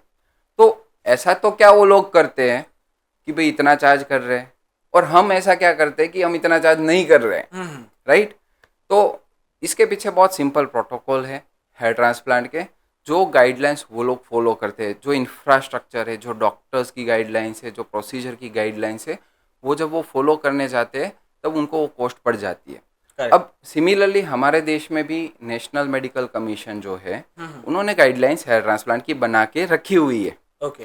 कोई भी जाके गूगल पे अगर सर्च करेगा कि एनएमसी हेयर ट्रांसप्लांट गाइडलाइंस, तो उनको वो पीडीएफ मिल जाता है। करेक्ट। कि अगर मैं हेयर ट्रांसप्लांट करवा रहा हूँ तो क्या होना चाहिए, मेरे डॉक्टर के पास कौन सी क्वालिफिकेशंस होनी चाहिए। तो उसमें साफ साफ लिखा है कि डॉक्टर डर्मेटोलॉजिस्ट या फिर प्लास्टिक सर्जन होने चाहिए। उनके नीचे की जो टीम जो उनके साथ हेयर ट्रांसप्लांट कर रही है, उनका क्या क्वालिफिकेशन होना चाहिए। तो उसमें लिखा है कि वो सब मेडिकल बैकग्राउंड से होने चाहिए। Okay. उसमें ये भी लिखा है कि हेयर ट्रांसप्लांट सर्जन डॉक्टर है, उनको हेयर ट्रांसप्लांट प्रोसीजर में कौन सा पार्ट करना है। ओके। उनको हेयर लाइन डिजाइन करनी है, उनको एक्सट्रैक्शन करना है, उनको स्लिटिंग करना मतलब है, स्टेप बाय स्टेप सब कुछ बताया उसमें हुआ सब लिखा है। उसमें ये भी लिखा है कि ऑपरेशन थिएटर कैसा होना चाहिए। मतलब उससे भी फर्क पड़ता है डेफिनेटली, कि इमरजेंसी मेडिसिन कौन सी होनी चाहिए, ड्रग्स कौन सी होनी चाहिए, इंस्ट्रूमेंट कौन से होने चाहिए, इंस्ट्रूमेंट की क्वालिटी कैसी होनी चाहिए। अगर मैं इंस्ट्रूमेंट की क्वालिटी की आपको एक सिंपल छोटा सा एग्जांपल दूं, तो एक नॉर्मल मशीन होता है जिसे आप बाल निकाल सकते हो, और उसकी कॉस्ट आप देखोगे ना 15-20 हज़ार की होती है, और उसके अंदर जो इंस्ट्रूमेंट पंच यूज होता है वो 200, 250, 300 रुपए का आता है, और वो भी मैं देखता हूँ कि 8 से 10 बार यूज किया जा रहा है। अब उसके सामने जो ट्रिवेलिनी सिस्टम है, वो सिस्टम की कॉस्ट ही 15,000 यूएस डॉलर की है। ओके। और उसका जो एक पंच है ना, वो 1,000 से लेके 1,500 डॉलर का आता है। तो आप देख सकते हो कि कहाँ 200 रुपये और कहाँ तो इतना डिफरेंशिएट, मतलब जैसे नॉर्मल आप पंचिंग बोल रहे हो और जो ट्रिवेलिनी सिस्टम बोल रहे हो, तो उसके बीच में इतना डिफरेंस किस हिसाब से? क्वालिटी का। ओके। और वो जो सिस्टम होती है, देखो हर एक का जो स्ट्रक्चर है हेयर का, बराबर वो डिफरेंट होता है। किसी के थिन होते हैं हेयर, किसी के थिक होते हैं, किसी के कर्ली होते हैं, किसी के स्ट्रेट होते हैं, राइट। किसी का स्किन सॉफ्ट होता है, किसी का हार्ड होता है। तो वो सिस्टम क्या करती है कि उसमें मल्टीपल ऑप्शन होने की वजह से जो स्किल्ड सर्जन डॉक्टर है वो उसको क्या बोलते हैं कि प्रॉपरली राउज करते हैं। ओके। पैरामीटर्स को सेट करते हैं। Okay. कि इसको हम ऑसिलेशन मोड से करेंगे, वाइब्रेशन मोड से करेंगे, माम्बा मोड जो होता है वो यूज करेंगे। तो उससे क्या होता है, ओवरऑल प्रोसीजर की जो क्वालिटी है वो इम्प्रोवाइज हो जाती है। Okay. अब अगर हम ये सब चीज़ें देखते हैं कि डर्मेटोलॉजिस्ट डॉक्टर है, क्वालिफाइड मेडिकल टीम है, हाई क्वालिटी इंस्ट्रूमेंट्स है, प्रॉपर पोस्ट ऑपरेटिव केयर दी जा रही है, और फिर हम ये सारी क्वालिटी हम एक्सपेक्ट करते हैं कि भाई कम कॉस्ट में हो, तो इम्पॉसिबल है। मतलब ये तो वही बात हो गई कि 15,000 का जो ब्रांड वाला चीज है वो लोग 500 रुपए में मांग रहे हैं, राइट। तो अगर हम ये सारी चीजें हटा देते हैं, ना ही वहाँ पर क्वालिफाइड डॉक्टर्स है, ना ही क्वालिफाइड टीम है, ना ही इंस्ट्रूमेंट का कोई अता पता है, ना ही ऑपरेशन थिएटर का कोई अता पता है, तो आपका सर्जरी फ्री में भी हो जाएगा ना। सही है, राइट। तो मेरे हिसाब से मैं ऑडियंस को यही बोलना चाहूँगा कि अगर आप हेयर ट्रांसप्लांट प्रोसीजर करवा रहे हो, देखो क्वालिफाइड सेंटर से, क्वालिफाइड डॉक्टर के पास से करवाओगे तो भी वो जो कॉस्टिंग है वो मिनिमल ही है। इंडिया नियर अबाउट जो लोकली आप करवा रहे हो उसके अराउंड ही रहना है। करेक्ट? जब हमारे यूएस के पेशेंट्स आते हैं, आउट ऑफ इंडिया के पेशेंट्स आते हैं जो प्रॉपर यूएस सिटीजन्स है, इंडियंस की बात नहीं कर रहा हूँ, उनको मैं जब हमारी प्राइस बताता हूँ ना, तो वो एक बार तो उनको स्माइल आ जाती है कि भाई ऐसे इतना चीप हो रहा है, आप कुछ गलत कर रहे हो क्या। तो इंडिया इज ऑलरेडी, अगर मेडिकल कॉस्ट की बात करें तो ऑलरेडी बहुत डाउन लेवल पे है, और उसके साथ साथ अच्छे अच्छे डॉक्टर्स है, अच्छी क्वालिटी ट्रीटमेंट आपको मिल रही है। तो अगर लोगों को अच्छे से देखना है कि मुझे कहाँ पर और कैसे हेयर ट्रांसप्लांट करवाना है, तो हेयर ट्रांसप्लांट बिल्कुल भी ओवर प्राइस नहीं है। ओके।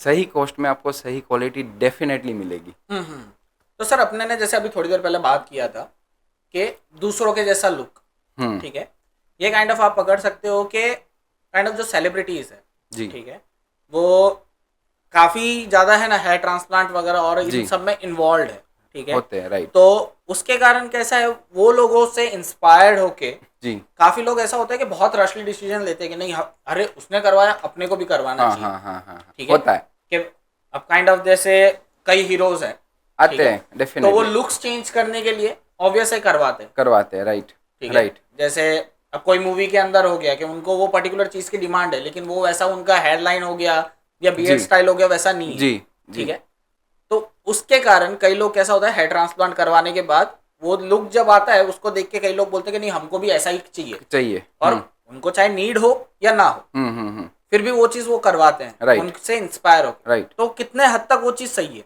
राइट, कि सेलिब्रिटी से इंस्पायर होके वो अगर हेयर ट्रांसप्लांट करवाते, देखो सेलिब्रिटी की अपनी एक प्रोफेशनल लाइफ है, राइट।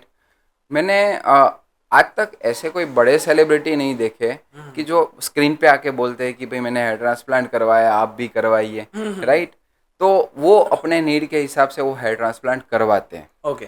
तो मुझे ऐसा लगता है कि कोई भी बंदा है, वो उसको इन्फ्लुएंस होने की ज़रूरत नहीं है किसी से भी। उनको अपने आप में देखना है कि मुझे किस चीज़ की नीड है, क्यों मुझे करना है, करेक्ट। और वो देख के उनको डिसीजन लेना है। दुनिया तो सब चीज़ें करेगी, वैसे राइट। सेलिब्रिटीज़ है वो अपना प्रोफेशनल लाइफ है, मॉडल्स है वो अपने प्रोफेशनल है, तो वो सब करते हैं ना। तो मैंने दो तरह के प्लेसेस देखे हेयर ट्रांसप्लांट की, अगर हम बात करें सेलिब्रिटी को लेके, तो कुछ क्लिनिक्स ऐसे होते हैं जो सेलिब्रिटी को ट्रीट करते हैं, हेयर ट्रांसप्लांट करते हैं, और आपको उसका नाम भी पता नहीं चलेगा। ओके। अगर मैं आपको पूछूं कि भाई सलमान खान ने कहाँ हेयर ट्रांसप्लांट करवाया हाँ है, हाँ तो कोई आइडिया ही नहीं है, करेक्ट। राइट। तो कुछ क्लिनिक ऐसे होते हैं जो साइलेंटली काम करते हैं, कुछ क्लिनिक्स में प्रमोट किया जाता है हेयर ट्रांसप्लांट को, सेलिब्रिटी को बुला के उनका हेयर ट्रांसप्लांट करके। तो वहाँ पर कुछ हद तक मुझे ऐसा लगता है कि वो थोड़ा सा जो इन्फ्लुएंस होता है वो मार्केटिंग की तरफ जा रहा है। तो मेरी ऑडियंस से यही कहना है कि आपको ना ही कोई सेलिब्रिटी से इन्फ्लुएंस होना है, ना ही सोशल प्रेशर में आना है। आपको बस यही देखना है कि मुझे यहाँ पर बाल नहीं है, उसकी वजह से मेरी लाइफ में क्या इम्पैक्ट आ रहा है। ओके। अगर आप लो फील करते हो, आपका कॉन्फिडेंस टूट रहा है, आपका सेल्फ एस्टीम डाउन है, अगर आप ये चीज़ फील कर रहे हो बिना किसी से भी इन्फ्लुएंस होके, आप अच्छा सेंटर ढूंढिए, अच्छे डॉक्टर ढूंढिए और अपना ट्रीटमेंट करवाइए।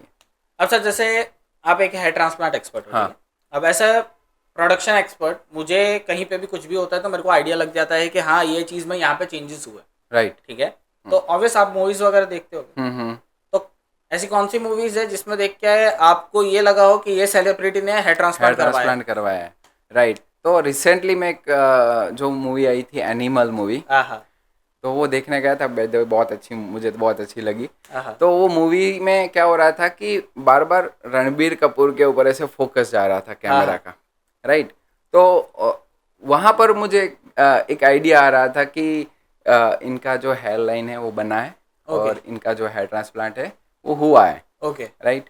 तो आई थिंक वो एक मूवी है जहाँ पर मैंने बहुत ज़्यादा, वैसे मैं मूवी नहीं देखता हूँ, ये मैंने अभी रिसेंटली देखी थी, तो उनके बारे में मुझे थोड़ा सा याद था।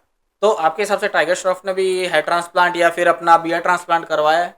क्योंकि एज कम्पेयर टू अगर हीरोपंती मूवी देखने जाऊं तो हीरोपंती में उनके बिल्कुल भी शेव नहीं था, एकदम क्लीन शेव था।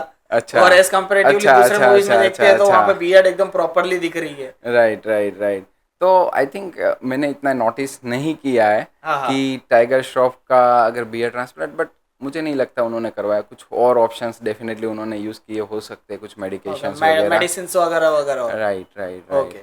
अब सर कई लोग आपके पास ऐसे भी आते होंगे जिनको अनरियलिस्टिक होता है बहुत कि हेयर ट्रांसप्लांट करवाने के बाद अभी हम ऐसे दिख रहे हैं, फिर बोलते हैं सीधा का सीधा हम एक लुक अलग ही लेवल पे चला जाएगा। राइट राइट राइट, कि अभी हमारा पूरे बाल उड़ रखे हैं, जी, ठीक है जी अब जी, जैसे हम बाल करवाएंगे हम ऋतिक रोशन दिखने लग जाएंगे, राइट, ठीक है, हम राइट शाहिद कपूर दिखने लग जाएंगे, राइट। तो काइंड ऑफ ये अनरियलिस्टिक एक्सपेक्टेशंस है, ठीक है। तो जो अनरियलिस्टिक एक्सपेक्टेशंस आपके पास लेके आता जी है, जी, वो एथिकल है अनरियलिस्टिक एक्सपेक्टेशंस रखना और उनका हेयर ट्रांसप्लांट करना? जैसे काइंड ऑफ वादा कर दिया हाँ भाई तेरा हो जाएगा, तू शाहिद कपूर दिख रहा है, तू शाहिद कपूर छोड़ दो, दुनिया का सबसे सुंदर आदमी दिखेगा करके। तो ये कितना रियलिस्टिक और कितना वो है रिलायबल? जी देखो, जो पेशेंट्स है उनके ड्रीम्स होते हैं, राइट, वो उनके दिमाग में कुछ चलता है कि मुझे ऐसा दिखना है, ऐसा लगना है। तो वो अपनी जगह पे सही है कि वो लेके आ रहे हैं कि मेरे को ये चाहिए। हाँ हाँ। अब वो अनइथिकल कहाँ पर होता है, जहाँ पर उनको प्रॉमिस किया जाता है कि भाई हम आपको ऐसा बना देंगे। हाँ। राइट, तो वहाँ वो गलत चीज़ है। तो मैं हमारे क्लिनिक में बहुत सिंपल मेरा 100% सिलेक्टिव अप्रोच रहता है, जहाँ पर मैं पेशेंट को पूरा स्क्रीन करता हूँ कि भाई आपको क्या नीड है, आपको क्यों चाहिए हेयर ट्रांसप्लांट, आपको कैसा रिजल्ट चाहिए, कितना रिजल्ट चाहिए। अगर वो सारे क्वेश्चंस के मुझे सही आंसर्स मिलते हैं और मुझे ऐसा फील होता है कि नहीं इसको हम करके दे सकते हैं क्योंकि कंट्रोल में है सारी चीज़ें। ओके। राइट, तो यही 100% सिलेक्टिव अप्रोच करके मैं पेशेंट को स्क्रीन करता हूँ और मैं पेशेंट की ट्रीटमेंट करता हूँ। तो उससे क्या होता है कि हमारा जो सक्सेस रेट है ना वो बहुत हाई हो गया है। ओके। क्योंकि मोर देन 99% हमारे जो पेशेंट्स हैं जब भी मेरे पास आते हैं उनके चेहरे पे स्माइल ही होती है, बिकॉज मैंने जो उनसे बात करी है, मैंने उनको जो प्रॉमिस किया है, मोस्ट ऑफ द टाइम मैंने उनको ज़्यादा ही डिलीवर किया है। ओके। और जो पेशेंट्स मुझे ऐसा कुछ बोलते हैं कि मुझे उनके जैसा दिखना है, इवन मुझे अगर प्रोसीजर के दिन उन्होंने फ़ोटो भी दिखा दिया ना कि ये सलमान खान है या ऋतिक रोशन है, मुझे ऐसा करना है, मैं उस दिन प्रोसीजर नहीं करूँगा, फिक्स है अपना। क्योंकि जो हम डिलीवर नहीं कर सकते उनको काउंसिल करते हैं हम कि देख भाई वो ऋतिक रोशन है, उसको भगवान ने ऋतिक रोशन बनाया। हाँ। और हम हैं, आपके ऐसे बाल है, ऐसा होगा, अगर आप एक्सेप्ट करते हो तो हम आगे बढ़ेंगे। तो बेसिकली पेशेंट्स की जो नीड है उसका बिल्कुल फ़ायदा नहीं उठाना है। जो डिलीवर कर सकते हैं वो उनको सामने दिखाना है कि इतना ही आएगा। अगर आप ये चीज़ को एक्सेप्ट कर सकते हो तो ही आप आगे मतलब बढ़ो। ओवर कमिट कभी भी मत करो कि भाई ये चीज है हम तुमको अनरियलिस्टिकली ऐसा बना देंगे पूरा जी करके। जी, ज़रूरत ही नहीं है, क्योंकि जो उनको हेयर ट्रांसप्लांट के बाद मिल रहा है वही मोर देन इनफ है। जो अगर आप ज़्यादा एक्सपेक्ट करोगे तो वो होने ही नहीं वाला है, तो आप कितनी भी प्रोसीजर करोगे वो रिजल्ट आने ही नहीं वाला है। कई लोगों का कैसा है कि वो ये देख लेते हैं कि हाँ ठीक है मुझे इसके जैसा बाल चाहिए, हाँ, ठीक है इसके जैसा हाँ, मेरे हेयर ग्रोथ होनी चाहिए, राइट, इसके जैसा मेरे को लुक चाहिए, राइट, बट वो पीछे और वो क्या क्या चीजें कर रहे हैं वो चीज का नहीं देखते। बिल्कुल। अब ऋतिक रोशन है वो जिम जाता है, बिल्कुल। अब यहाँ पे कोई आएगा बोलेगा मेरे को ऋतिक रोशन जैसा लुक चाहिए, लेकिन उसका पेट निकला हुआ है तो वो वही चीज़ देखो, मैं सिर्फ हेयर ट्रांसप्लांट पे फोकस नहीं करता हूँ। जब भी मैं पेशेंट्स मेरे पास आते हैं, देखो उनका जो कोर प्रॉब्लम है ना वो कॉन्फिडेंस है, लुक है। अब अगर सिर्फ हेयर ट्रांसप्लांट करने से आपका लुक नहीं आने वाला है, करेक्ट, तो मैं लाइफस्टाइल मॉडिफिकेशन के ऊपर भी फोकस करता हूँ। ओके। मैं पेशेंट को स्टेप बाय स्टेप हर एक जगह पर गाइड करता हूँ कि अब हम 5 लीटर पानी पीना शुरू करेंगे, 7 घंटे की नींद लेंगे, योगा करेंगे, मेडिटेशन करेंगे, एक्सरसाइज पे थोड़ा ध्यान देंगे, फूड पे थोड़ा ध्यान देंगे, और देखते ही देखते 1 साल में उनका जो रिजल्ट्स आते हैं बहुत ही अच्छे होते हैं। अगर मैं मेरे पेशेंट्स की बात करूं, जिसमें से जो लोग जिम करते हैं, एक्सरसाइज करते हैं, उनका रिजल्ट फास्ट भी आता है और कंपेयर टू अदर्स अच्छा भी आता है। तो सेलिब्रिटीज़ के जो रिजल्ट अच्छे दिखते हैं उसके पीछे का रीज़न ही यही है कि वो हेयर ट्रांसप्लांट या हेयर ट्रीटमेंट के बाद अपने लाइफस्टाइल पे ऑलरेडी वो फोकस कर रहे होते हैं।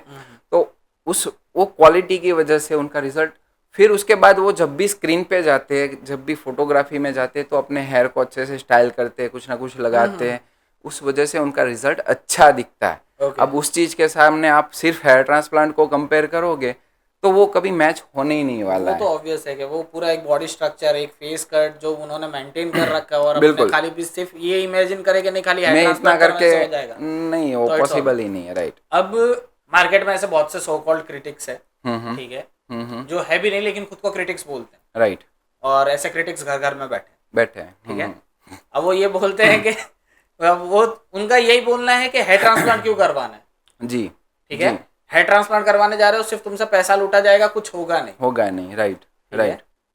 तो उस चीज के ऊपर आपका क्या टेक है कि अगर कोई सामने वाला आके बोल रहा है कि क्यों पैसा बर्बाद कर रहा है, ट्रांसप्लांट पे कोई मतलब नहीं है, फालतू का पैसा बर्बाद है, ठीक है, कुछ होता नहीं है, रिजल्ट मिलने वाला नहीं है, अभी करवाएगा थोड़े टाइम में वापस उड़ जाएंगे जी, तो उसके ऊपर आपका फिर क्या टेक है, उनको फिर क्या, किस हिसाब से आप काउंटर करना चाहोगे? देखो, मेरा लाइफ में बहुत सिंपल रूल है, अगर कोई भी नेगेटिविटी लेके आ रहा है मेरे पास, मैं दरवाजे बंद कर देता हूँ। कि भाई अपनी नेगेटिविटी कहीं और लेके जाओ, ठीक है।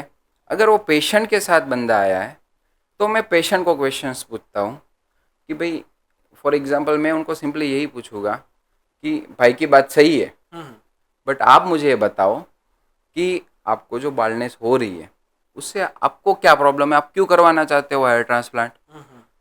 तो वो बोलेगा, वो बताते हैं मेरे को कि देखो सर, मैं बाइक चला रहा हूँ, मेरे बाल उड़ रहे हैं, मेरा कॉन्फिडेंस टूट रहा है।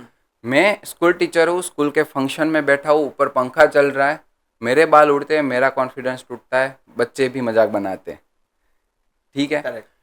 मैं इतने टाइम से अनमेरिड हूँ, 10 मीटिंग्स हो चुकी है मेरी, 7 बार मुझे रिजेक्शंस मिले सिर्फ यही बोल के कि भाई इसकी एज ज़्यादा दिख रही है, ये गंजा है। ये जब चीज़ें मेरे सामने आ जाती है ना, तो इधर वो बोलने वाला बंद हो जाता है, उसको समझ में आ जाता है कि बंदे को रियल में प्रॉब्लम है, ठीक है, और इसका सॉल्यूशन लाना ज़रूरी है। और दूसरा क्वेश्चन मैं ये पूछता हूँ कि अगर आप ये नहीं करते हो तो क्या होगा। जैसे हो वैसे ही रहो, धीरे धीरे करके और हो जाएंगे। और फिर मैं उनको पूछता हूँ कि भाई ये ऐसे कैसे रहेंगे, तो आप उनको कैसे मैरिड, उनको शादी नहीं हो रही है, आप उनकी शादी करवा दो, मेरे को हेयर ट्रांसप्लांट नहीं करना है, मेरे को करके नहीं देना है। तो वो अपने आप समझ जाते हैं कि भाई मेरे पास तो कोई सॉल्यूशन है नहीं, तो जिनके पास है उनको देने देता हूँ मैं। राइट। तो आई थिंक जो ऐसे बोलते हैं कि भाई तुम्हारा पैसा चला जाएगा, मे बी सम टाइम ऐसा कुछ हुआ भी होगा उनकी लाइफ में, उन्होंने ऐसा कुछ देखा भी होगा, किसी का हेयर ट्रांसप्लांट हुआ है, रिजल्ट नहीं आया है, खर्चा हो गया है, पैसे बर्बाद हो गए, तो शायद उनके अंदर ये फीलिंग हो सकती है कि भाई नहीं, ये भी होता है ना कि हर जगह हेयर ट्रांसप्लांट हो रहा है, दैट डजंट मीन कि हर जगह प्रॉपर ही हो रहा है। एग्जैक्टली कि हर जगह अच्छे से फैसिलिटीज का, जैसे अपनी बात हो रही थी कि फैसिलिटीज हो गया, एक पूरा का पूरा जो ऑपरेशन थिएटर होता है वो पूरी गाइडलाइन से बनना और बनना। इट्स ऑब्वियस कि अगर उन्होंने सस्ता देख के करवाया होगा, बिल्कुल रिजल्ट नहीं मिला होगा, बिल्कुल, तो फिर वो उसी के ऊपर ये एक बोलते ना एक परसेप्शन बन गया है कि ठीक है, नहीं एक जगह नहीं हुआ मतलब कहीं पे नहीं होगा। जी, मैं आपको रिसेंट स्टोरी बताता हूँ, अगर हम यही बात कर रहे हैं तो अभी एक पेशेंट आया था, आई थिंक 9-10 महीने पहले मेरे पास।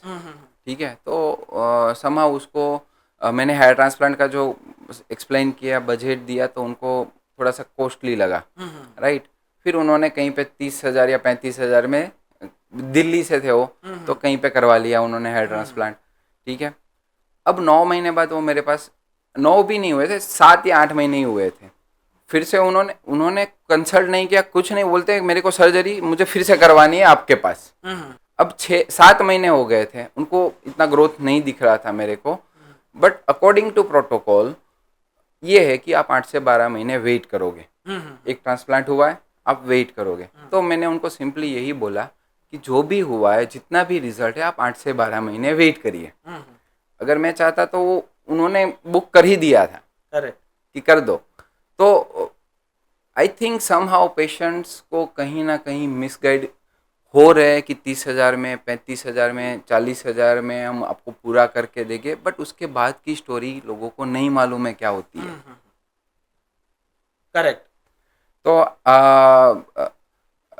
डेफिनेटली यहाँ पर लोगों को थोड़ा सा सोचने की डेफिनेटली ज़रूरत है। अब अगर बात कर ही रहे सर हेयर ट्रांसप्लांट की, तो इट्स ऑब्वियस कि बिजनेस पकड़ लो या कोई भी चीज़ पकड़ लो, वो 2 मोटिव से चलती है। जी। या तो किसी को, सामने वाले को नीड है, इसलिए वो चीज़ लेगा, इधर वो कहीं से इंस्पायर होके लेगा। राइट। जस्ट फॉर, अगर लेमन लैंग्वेज में बोलने जाओ, मार्केटिंग।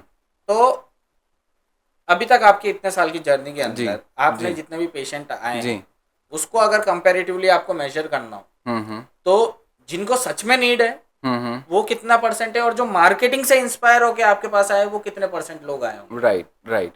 देखो, नीड जो भी आ रहे हैं उन सबको need most of the time होती है। राइट। अब मार्केटिंग, कभी कभी उनको वो मार्केटिंग से आते हैं, कभी कभी वो रेफरेंस से आते हैं, और इस सब सिचुएशंस में मुझे 1-2 एक्सपीरियंस मार्केटिंग के ऐसे भी हुए, मैं डेफिनेटली आपको शेयर करना चाहूँगा क्योंकि ये बहुत इंपॉर्टेंट है। तो एक बार एक पेशेंट ने मुझे फ़ोटो दिखाई कि देखिए सर, ये 30,000 में मुझे अनलिमिटेड ग्राफ्ट डाल रहे हो और आप इतना ही कर रहे हो मेरे लिए। तो ऐसे मार्केटिंग में एड्स चलते हैं कि 30,000 में हम आपको अनलिमिटेड हेयर इम्प्लांट करके देंगे। अब यहाँ पर मुझे क्वेश्चंस ये होता है कि हमारे जो बैक ऑफ द हेड है ना 30,000 ग्राफ्ट्स रहते हैं, करेक्ट, बराबर।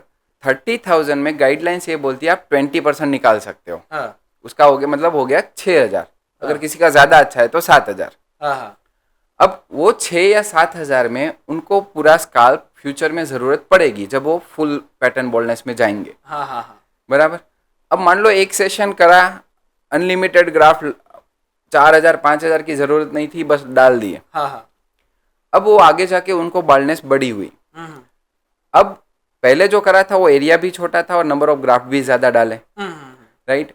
अब दूसरी बार जब उनको बाल्डनेस हुई तब एरिया बड़ा हो गया और नंबर ऑफ ग्राफ्ट की रिक्वायरमेंट भी ज़्यादा है। अब आप क्या करोगे, क्योंकि आपको ज़रूरत 4,000, अब 4,000 की है हाँ, और आपका डोनर बोल रहा है कि अब 2500 ही मिलेंगे। हाँ, हाँ, हाँ, तो क्या ये अनलिमिटेड ग्राफ्ट से पेशेंट को फायदा हो रहा है? नहीं हो रहा है। अनलिमिटेड की क्या ज़रूरत है आपको? आपको राइट डॉक्टर की ज़रूरत है जो आपके डोनर एरिया की रिस्पेक्ट करे कि भाई ये वन टाइम चीज़ है, यहाँ से इतने ही ग्राफ्ट निकालने चाहिए, उसको इतनी ही नीड है, हो सके उतना मिनिमम इम्प्लांटेशन करके मैक्सिमम आउटपुट लेके आना है, लाइफस्टाइल मॉडिफिकेशन और बाकी सब चीज़ें करके। करेक्ट, तो पेशेंट को अनलिमिटेड ग्राफ्ट्स की बिल्कुल भी ज़रूरत नहीं है। तो ये जब ऐसी मार्केटिंग में देखता हूँ तो मेरे को थोड़ा सा ऐसा लगता है। और ISHRS है, उन्होंने साफ साफ, ISHRS मतलब international society of hair restoration surgery, वो साफ साफ बोलते बैन कर रखा है कि इस तरह की एडवर्टाइजमेंट आपको नहीं करनी है। फिर भी लोग कर रहे हैं। उसका मतलब ये है कि वो गाइडलाइंस फॉलो नहीं कर रहे। करेक्ट, तो इसका मतलब ये भी होता है कि आपको ऐसी एड्स देख के पीछे नहीं जाना है। मतलब ज्यादा इंस्पायर्ड मत हो जाओ उनसे कि मत हाँ, हो। बस वो थोड़े से छोटे से लालच के राइट। चक्कर में पूरा का पूरा फिर नहीं, वो आपका खराब हो रहा है उसमें। करेक्ट, आपका डोनर खराब हो रहा है और फिर उसको ट्रीट करना, मतलब it is one of the toughest job कि जब आपके पास डोनर नहीं है और फिर उस चीज़ को हेयर ट्रांसप्लांट करना, बॉडी से निकालना, बीएड में से निकालना, इधर से निकालना, तो वो पूरी क्वालिटी ख़राब हो जाती है प्रोसीजर की। तो फर्स्ट टाइम जो आप डिसीजन ले रहे हो ना, वो डिसीजन आप सही लो, भले आपको 10 डॉक्टर को मिलना पड़े। अब 10 डॉक्टर को मिलो, आपका मन जहाँ माने, आपको जहाँ पर भरोसा बैठे, आपको जो चीज़ सही लगे वहाँ पर आपको पहले फोकस करना है। कॉस्ट को आप साइड में डाल दो। करेक्ट, कॉस्ट के ऊपर आप सेकंड प्रायोरिटी पे जाओ, पहली प्रायोरिटी आप क्वालिटी पे जाओ। तो आपके साथ कभी, मतलब आप मार्केटिंग आपका कभी कुछ नहीं कर सकती। तो सर ये तो बात हो गई हेयर ट्रांसप्लांट की, जिसके अंदर ग्राफ्ट्स हो गए और हो गए, वो लगाने पड़ते हैं, जी ठीक है जी। लेकिन कोई अदर अल्टरनेटिव्स की अगर बात करें, काइंड ऑफ जैसे मेडिकेशंस हो गए, तो उसके ऊपर आपका क्या टेक है कि मेडिकेशंस वगैरह से भी रिजल्ट्स मिलते हैं और उसको लेना चाहिए? जी देखो, हेयर के 2 ही ट्रीटमेंट्स है। करेक्ट, बहुत क्लियर सिंपल लैंग्वेज में बोलूँगा ताकि आप लोगों को समझ में आए। पहली चीज़ कि अगर आपके हेयर रूट एक्टिव है, भले वो पतला हो गया है, छोटा हो गया है, बट वो एक्टिव है, फिर आप मेडिसिन लोगे, PRP ट्रीटमेंट कराओगे, हर एक चीज़ वर्क करेगी, ठीक है। लेकिन अगर आपकी रूट इनएक्टिव है, आपकी स्किन शाइनी हो गई है, बाल्डनेस दिख रही है, क्लियर फ्लैट स्किन, उसके अंदर आप PRP करोगे, आप मेडिसिन डालोगे, डेफिनेटली वो चीज़ वर्क नहीं करने वाली है। तो हेयर ट्रांसप्लांट का एज सच कोई अल्टरनेटिव नहीं है। Okay, right. बट यहाँ पर डिसीजन ये लेना है कि मुझे किस चीज़ की नीड है। क्या मेरे रूट्स एक्टिव है? क्या वो मेडिसिन से ठीक हो सकता है? अगर हो सकता है तो आप बिल्कुल हेयर ट्रांसप्लांट मत करवाइए, आपको गाइड ही नहीं करेंगे। अगर आपको हेयर ट्रांसप्लांट की ज़रूरत है तो आपको हेयर ट्रांसप्लांट करना ही पड़ेगा। आप कितनी भी मेडिसिन का खर्चा करोगे, वो बाल नहीं आने वाले। करेक्ट।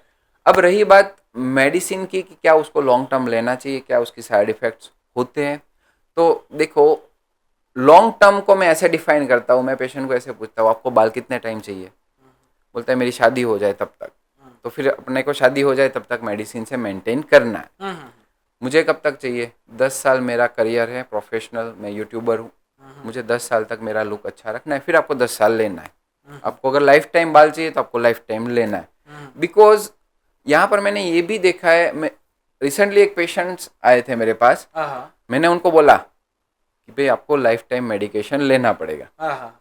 ऑब्वियसली शुरुआत में आपको 1 साल अच्छे से लेना है, फिर आपको डोज कम हो जाते हैं over the period of time, medicine कम हो जाती है। तो मैंने बोला देखो आपको लेना पड़ेगा। नहीं सर, मुझे दूसरे जगह पे ऐसा बोला कि आपको मेडिसिन की ज़रूरत नहीं है। मैंने मैंने बोला भाई ऐसे कैसे हो सकता है, मेरे 10 साल हो गए इस चीज़ में। मैंने बोला कैसे? तो पेशेंट ने मुझे बताया, देखो सर, वो लोग जो हेयर होते हैं ना उसको छठे लेयर में इम्प्लांट करते हैं। मैंने सोचा ये छठा लेयर क्या होता है? 7 लेयर होते हैं स्किन के, वो मुझे मालूम है। तो उसमें से फिर छठा सातवां तो फैट टिश्यू आ जाती है, राइट। तो यहाँ पर मैं सोचूं कि भाई क्या है, ऐसे तो क्या इम्प्लांट हो जाएगा। मैंने बोला अच्छा ठीक है, अब मुझे एक बात बताओ, आप आपका जो हेयर है वो छठे लेयर में इम्प्लांट हो रहा है, चलो मान लेते हैं छठे लेयर में इम्प्लांट हो रहा है, और आपका जो हेयर ट्रांसप्लांट करके हेयर इम्प्लांट हुआ है, मे बी उसको मेडिसिन की ज़रूरत नहीं है। जो बाकी के बाल है उसका तो अपने हेयर ट्रांसप्लांट नहीं हुआ है ना, वो तो जा सकते हैं ना। तो मेडिसिन आपको उस चीज़ के लिए लेनी है जो आपके प्री एग्जिस्टिंग हेयर है। वैसे भी ट्रांसप्लांटेड हेयर को ज़रूरत ही नहीं है। तो यहाँ पर मिसगाइड क्या हुआ कि हम हेयर ट्रांसप्लांट करेंगे, आपको मेडिसिन लेने की ज़रूरत नहीं है। और ये बिल्कुल ही गलत बात है। आप पूरे इंडिया के एक्सपर्ट डॉक्टर जो अच्छे से क्लिनिक्स है यहाँ पर जाओगे ना, तो वो आपको क्लियर एंड कट बोलेंगे भाई मेडिसिन खाना पड़ेगा, ठीक है। और यही सच है फिलहाल के साइंस के हिसाब से, ठीक है, कि डीएसटी हार्मोन है, आपके बॉडी में लाइफ टाइम रहता है, जब तक वो रहेगा तब तक आपके हेयर को उड़ाएगा, डैमेज करेगा। हेयर ट्रांसप्लांट के जो ट्रांसप्लांट किए हुए हेयर है वो डीएसटी रेजिस्टेंट होते हैं, वो लगे उसको मेडिसिन की ज़रूरत नहीं है, बाकी के हेयर को मेडिसिन की ज़रूरत है। अगर आप मेडिसिन नहीं लेते हो, बातों में आ जाते हो और मेडिसिन नहीं लेते हो, तो भी फायदा उनका ही है, क्योंकि बाद में आपके बाल जाएंगे, आप फिर से ट्रांसप्लांट कराओगे, आपका फिर से खर्चा होगा। करेक्ट। वो तो मतलब खुद का बिजनेस जनरेट करना है कि पहले मेडिसिन नहीं देंगे, मेडिसिन के बाद थोड़े और बाल उड़ जाएंगे, फिर हम फिर बोलेंगे आप हेयर ट्रांसप्लांट करो। बिल्कुल वही हो रहा है मार्केट में, वही चीज हो रही है। मतलब यहाँ पे पर्सन्स को टोटली मिसगाइड किया जा रहा है जी, और एक परफेक्ट सॉल्यूशन जो उनके लिए आइडियल है वो नहीं दिया जा रहा है। जी बिल्कुल। और मैंने ये भी देखा है कि 10 में से हमारे जो 2 पेशेंट है वो इस चीज़ की वजह से चले जाते हैं कि ये सर तो बोल रहे हैं मेडिसिन खाना पड़ेगा, लाइफ टाइम खाना पड़ेगा। और हमने ये भी देखा है कि ऐसा होने के बाद उसमें से कुछ परसेंटेज लोग वापस आते हैं और बोलते हैं कि सर आप सही बोल रहे थे, यहाँ पर प्रॉब्लम हो गई है, अब मैं क्या करूँ। तो मेरा आंसर यही होता है जो उस दिन बोला था, वो अब करो। अब पछताए हो गए क्या है, जब चिड़िया चुग गई खेत। ऐसा होता है और मेरे को बहुत बुरा फील होता है कि भाई मैं क्यों हेल्प नहीं कर पाया, और मैं क्या अच्छा करूँ कि लोगों को अच्छे से समझ में आए कि भाई हमको ये चीज़ करनी पड़ेगी। करेक्ट। पछतावा तो होता है, बट फिर वो वही स्टेज में चले गए ना जिस स्टेज से उन्होंने शुरू किया था, जहाँ पर वो मेंटली फ्रस्ट्रेट हो रखे थे, इमोशनली ब्रेकडाउन था, वहाँ पर उस दिन भी वो चेयर में वही चीज़ हो रही होती है। तो आई डोंट लाइक कि वो रिपीट हो, पूरी साइकिल चलती रहे। हाँ, आगे भी तो बढ़ना है बंदों को। सही है। शादी करनी है, करियर बनाना है, प्रोफेशन बनाना है, राइट। तो उसके लिए सही गाइडेंस की ज़रूरत रहती है लोगों को।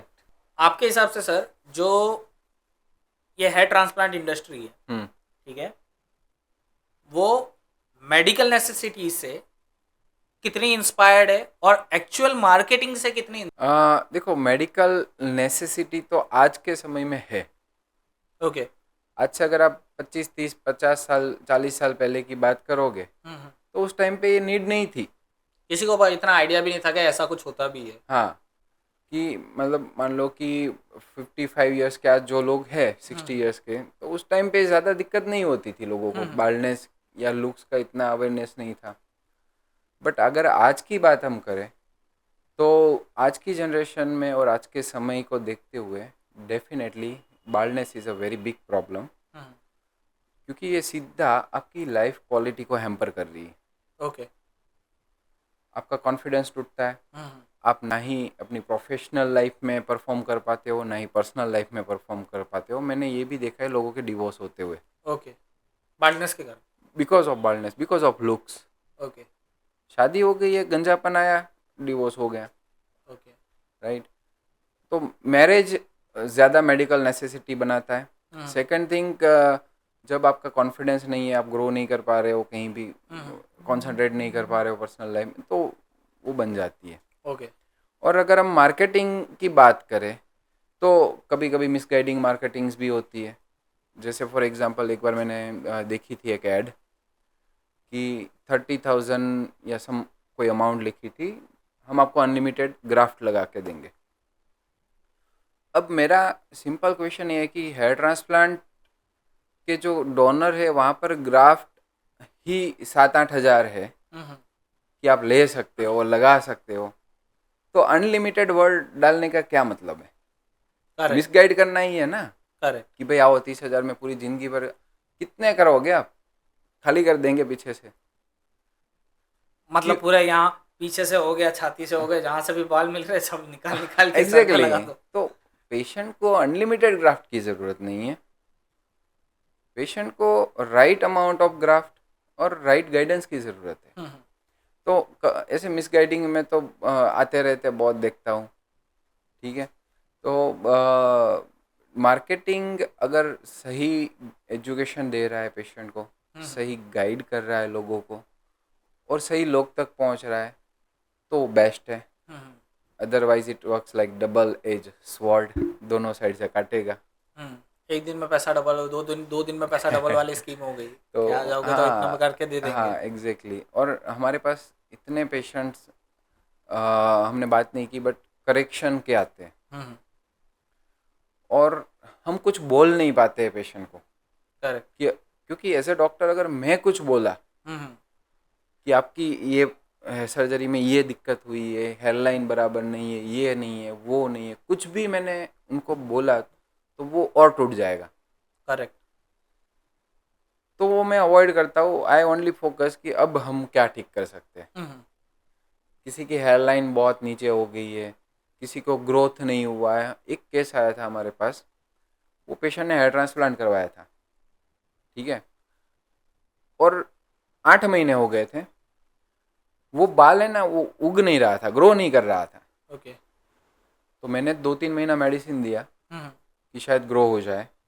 2 महीने के बाद आए ना तो भी वो बाल ऐसे का ऐसा था। ओके। मतलब आधा स्किन के बाहर, मतलब छोटा सा, आप ऐसा गिनो 5 मिलीमीटर जितना होगा, हाँ, ठीक है, आधा बाहर और बाकी का अंदर। मैंने सोचा हो क्या रहा है, ग्रो क्यों नहीं कर रहा है।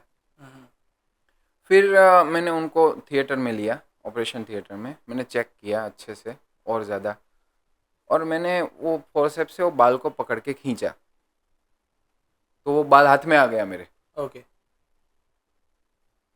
8 महीने तक वो बाल ऐसे का ऐसा था, उसकी वजह से उसको इचिंग हो रही थी और वो ग्रो नहीं कर पा रहा था, इरिटेशन हो रहा था उसको। करेक्ट। ऐसा इसलिए हुआ कि जब वो हेयर इम्प्लांट हुआ था उस टाइम पे वो रूट डैमेज हो गया था। ओके। और वो स्किन के साथ जुड़ा नहीं था, तो वो बाल टूट के उधर फंसे थे और ऐसे 100 से 150 बाल थे पूरे आगे की हेयर लाइन में। ओके।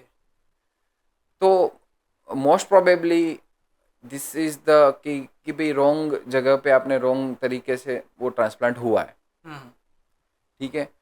फिर हमने वो पूरा हटाया। मैंने आई थिंक 2-3 घंटे बैठा, मैं और मेरे जो मास्टर सर्जन डॉक्टर हैं दोनों बैठे। 1 घंटा उन्होंने किया, 1 घंटा मैंने किया, सारे निकाले ट्रांसप्लांट किए हुए बाल उनके। ओके। वो बाल निकाल के फिर उनको 1 महीना ट्रीटमेंट दिया, तब जाके उनकी स्किन ठीक हुई और फिर हमने उनका वापस से हेयर ट्रांसप्लांट किया, करेक्शन किया। ओके। तो जो मार्केटिंग है कभी कभी नेगेटिव इम्पैक्ट बहुत ज़्यादा क्रिएट करती है। ज़्यादा करती है, मेरे हिसाब से ज़्यादा होता है। जो अच्छी जगह है उनका आपको समझ में आ जाएगा कि भाई ये सही है, रिजल्ट दिखते हैं सामने। रिजल्ट का अभी देखो क्या है ना, मेरे जो वीडियोस है उसको कोई और कॉपी करके अपने पेज पे लगा रहा है, ऐसा भी मैंने देखा है, तो वो मिसगाइडिंग ही हुआ ना। मेरे काफ़ी पेशेंट्स है, कभी कभी मैंने 1-2 पेशेंट का अचानक से आ गया, मैंने वो ये क्या है, तो कुछ तेल की एडवर्टाइज चल रही है, ऑयल की एडवर्टाइजमेंट चल रही है, देखो ये ऑयल लगा है, एक्चुअली वो हेयर ट्रांसप्लांट का रिजल्ट था। ओके। और दिखा रहे थे ऑयल प्रोडक्ट को कि भाई ये ऑयल लगाने से ये हुआ। करेक्ट। तो 80% मुझे लगता है मार्केटिंग जो होती है वो कहीं ना कहीं मिसलीड डेफिनेटली पेशेंट्स को करती है। तो they really need to be very aware with everything. Okay.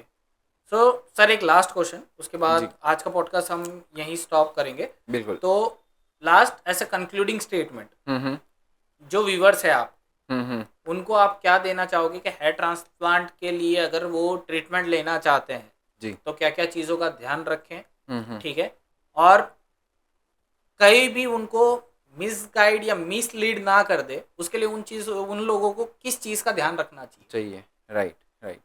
सो देखो, कोई भी अगर हेयर ट्रांसप्लांट बाल्डनेस हो रही है उनको और वो ट्रीटमेंट का देख रहे हैं, तो पहले तो पेशेंट को डिसाइड नहीं करना है कि मुझे मेडिसिन खाऊंगा या फिर मैं हेयर ट्रांसप्लांट करूंगा, क्योंकि वो डिसीजन लेने का हक डॉक्टर का है।